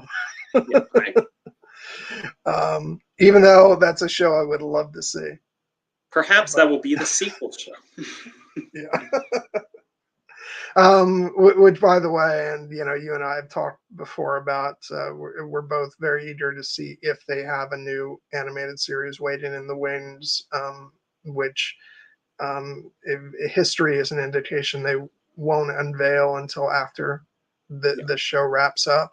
But I do hope that they're working on something and that they haven't hit the pause button on Star Wars animation. You know, because even though we've got Tales of the Jedi and Star Wars Visions, but I need I need to be satiated with a full Star Wars animated show going forward after this, and I have lots of hopes for what that could be. But yeah. honestly, as long as we get something, I'll be happy. Yeah, and I on that front, it does seem like the Disney Plus pipeline for Star Wars and Marvel that was wide open right after launch is slowing down a bit. We only have two confirmed live action shows coming up: The Acolyte and Skeleton Crew, plus the third season or the second season and final season of Andor. The fourth season of Mando is kind of in a bit of a limbo because it looks like they're going to do the movie first. Um, it makes me wonder and question the future of live action content on Disney Plus. I do think they might be trying to pivot more back towards the movies, which I love Star Wars movies, so I'm happy to return to theaters on that front. But I do hope that if they are that as long as Disney Plus remains an option for storytelling, that there will continue to be, at the very least, animated Star Wars storytelling because it's the perfect place for it. And I do suspect, larger corporate mandates aside, as long as Dave Filoni is in a position of creative power at the company, his heart is always with animation as well. So I do think that he will continue to champion it, and by God, let Jennifer Corbett and Brad Rau do whatever the hell they want after this is over, because they have so earned it with an absolutely stellar Star Wars story. Which I don't want to make any promises, but I will say that of the animated shows that we've gotten, Clone Wars was the original. Clone Wars has always been my favorite. I know people adore Rebels. I do too, but Clone Wars was still always first in my heart. Resistance got kind of a bad rap. I like that show. I love Visions. It's a unique thing. Tales of the Jedi is a unique opportunity to build things out. But if the Bad Batch can sustain this level of excellence through the rest of this season, it will have a strong, strong case to be my favorite Star Wars show, animated or live action, because it has just been such a joy through, and such a high caliber of storytelling and everything I could have hoped for. So, I know people are always like, it's got to stick the landing. I don't need it to do that necessarily, but I also am just like, these people know what the story that they wanted to tell. And one of the benefits of them going into this final season, knowing that it would be the final season, is whatever ending we get, we know will be the ending that Jennifer Corbett and Brad Rao and the entire creative animated team wanted to tell. So I can't wait to see it. It's another phrase I don't like. They've got to stick the landing. That whenever you're saying something like that, it means you're going into a season of a show looking for the smallest misstep. Yeah, and check boxes. I hate the checkbox way of storytelling. Like, look at themes, look at characters, look at the story that you're being presented with, not the story you wish you were told. Yeah, just experience the story that you're being told. Yeah, go into it with an open heart, and I don't know. I have a lot of gripes with the fans' approach to things. And I will say, like, one thing that we still didn't talk enough about on this stream, just like we didn't last stream, maybe because we just take it for granted, but the animation quality of these episodes was just off the charts. Not like as sort of picturesquely beautiful as some of the stuff that we've gotten in some of the other episodes throughout the series, like when we have like wide vistas of stuff, but the episodes were largely darker episodes, both visually and thematically, and the fact that they can have the confidence in the animation and the quality of it and the artistry of it to say that just because this is an animated show doesn't mean we have to have like bright colors all the time. We can have a show where the characters are bathed in darkness, just as if this was a live action show. And the use of shadows and lighting is just off the charts. I think of when Omega's in her cell and just the rays of light shining through the window and the bars and the stuff. It's just so breathtakingly, gorgeous, even when it's like dark and moody. So I just, it's beyond anything I ever dreamed for what Lucasfilm Animation was going to be able to do. When you go back to the early days of Star Wars animation, like I love the early Clone Wars, but obviously the company, the animation company was still in its infancy then, and but just to see how far they've come, it's amazing, and I can't even imagine where they're going to go from here. Yeah, and one thing that people don't often appreciate enough when it comes to animated storytelling, because they think it's all just like the animators. Like, animated shows have cinematographers. One name we haven't mentioned that we should shout out, Joel Aaron. He is the director of cinematography and lighting on this show, has always done phenomenal works. And animated shows also have visual effects. So, there was a big debate this year with Spider-Man Across the Spider-Verse and whether or not it deserved a nomination for visual effects at the Oscars. Didn't get it, but other animated projects have, like Kubo and the Two Strings in the past. And the Bad Batch has great visual effects because everything you see is on screen is a created image, and they have to make it look realistic. And those ideas of like shadows and light and what they can do with animation to tell the stories. The water effects, as I mentioned, making the water look realistic, and that it's like the scene in the second episode where you see like just the bubbles bubbling up from that kind of dark rancid water. Like they couldn't have done that a few years ago. That is like the animation operating on a higher level than it ever has. And yeah, every craftsmanship element of this show is just top notch. And I just couldn't be more grateful that it's in the service of a story this good and characters this compelling. Yep. And well said. And yeah, 3 half-hour or less episodes, and we still needed 3 hours and 20 minutes. An hour and change for every episode. So we're gonna have to figure out a way to control ourselves on these subsequent streams when we have more episodes to cover. But that's okay. I am happy with every second we devoted to these wonderful episodes.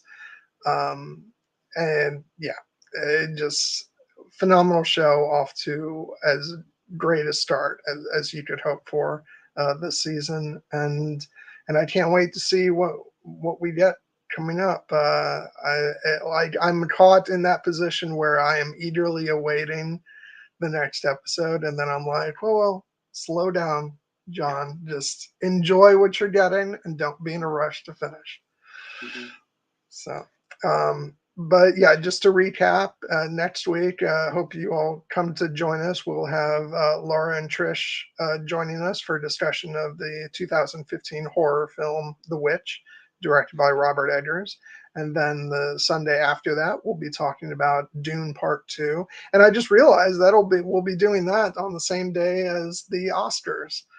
Yeah, we'll have to talk about timing, because on the one hand, I want to make sure we devote our time to the stream, but on the other hand, I kind of want to see Oppenheimer complete its inevitable sweep of the Oscars and be there for the end, because that was our favorite movie. Which, by the way, side note, I have to say, like, I always have to dispense with my,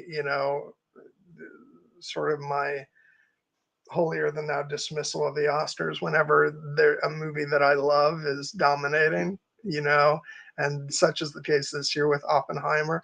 I'm so elated that it looks like Cillian Murphy is going to pull off the Best Actor win this year, because it's up in the air between him and Paul Giamatti, but after winning both the BAFTA and the SAG, I think Cillian Murphy is in a really good position to take it, and the idea of Oppenheimer winning Best Picture, Christopher Nolan getting Best Director, Cillian Murphy getting Best Actor, and Robert Downey Jr. getting Best Supporting Actor, it's just like it's so deserved, and I hope that movie can take as many wins as it can get, and also like, I don't want to make people mad by like rooting against Barbie, but I'm hoping for a tech sweep for Poor Things, because I absolutely adore that movie.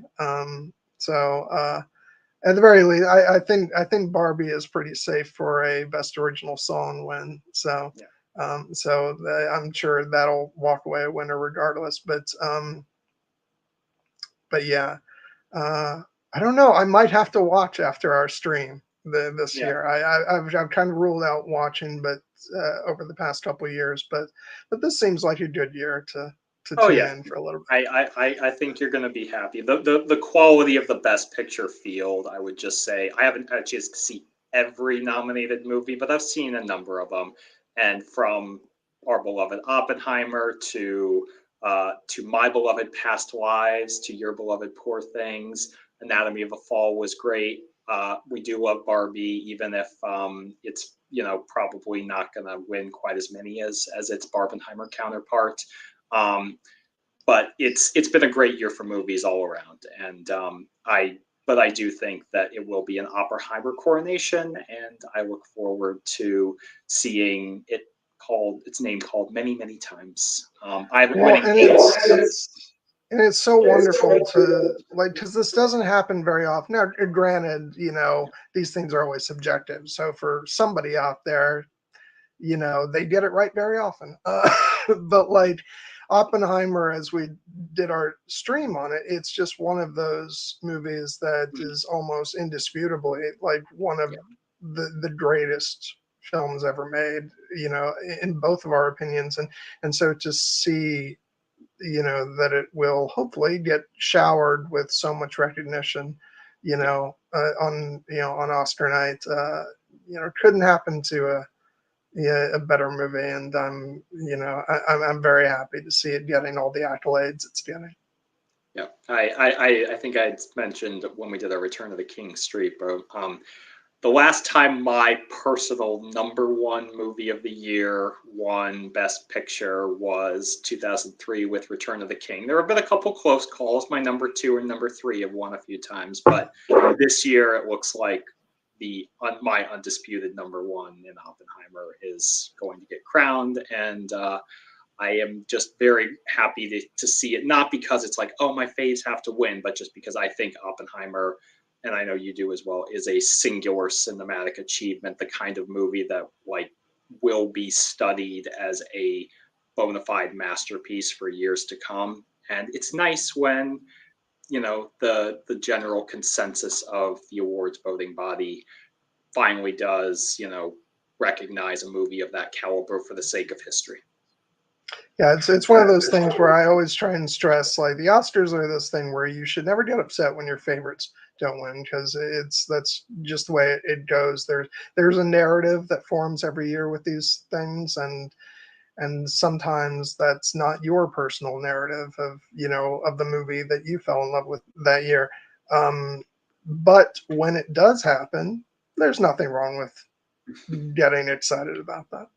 Yeah. Anyway, so yeah, we'll be doing our Dune conversation on Oscar night. So we'll probably make a little bit of time to slide in some conversation during the mid roll. I think so. About our thoughts there, and like I said, I'm going to be trying to time my reading of Dune and with doing that stream as well, so I can talk about, you know, a bit about both the film and the book, which will be fun. And if I don't, I don't. But we'll see. Yeah, and then beyond that, we got you know, some ideas, lots of Star Wars stuff planned. I hope you guys will join us for all that. And but for next week, we'll be going into horror movie territory. So join us, watch with the lights off, and be prepared to live deliciously. And for those of you who haven't seen the movie, you won't get that, but watch the movie, and disturbingly, you will. Yeah, so thank you once again, everyone, for joining us for the stream, and thank you as always, Jared, for wonderful conversation. I love talking, you know, love talking everything with you, but especially Star Wars. It's always fun. Yeah. It is a blast, and this show, we both love it dearly. So it's a joy to have an outlet for these conversations that we can share with our friends, because you and I would be having these conversations by ourselves, but if we can invite the rest of you along for the ride, and you enjoy it, it means the world to us. So thank you. Yeah, and just once more, I do want to say, like, it means a lot, as I said earlier. My feeling is that this will be a low overall view count for this stream, but the fact that we've had a few of you stuck with us for a whole 3.5 hours while we talked, you know, about this, that means everything. And we're very happy that hopefully you enjoyed the conversation, and we love talking about the stuff with all of you. So thank you very much, and we'll see you next week. Have a wonderful night. And I don't know. I was trying to pull a line of the show as a way to, you know. I think we can just we can borrow a line from Hunter then, and just say that when it comes to discussing the Bad Batch, our mission is not over yet. There you go. All right, bye, guys.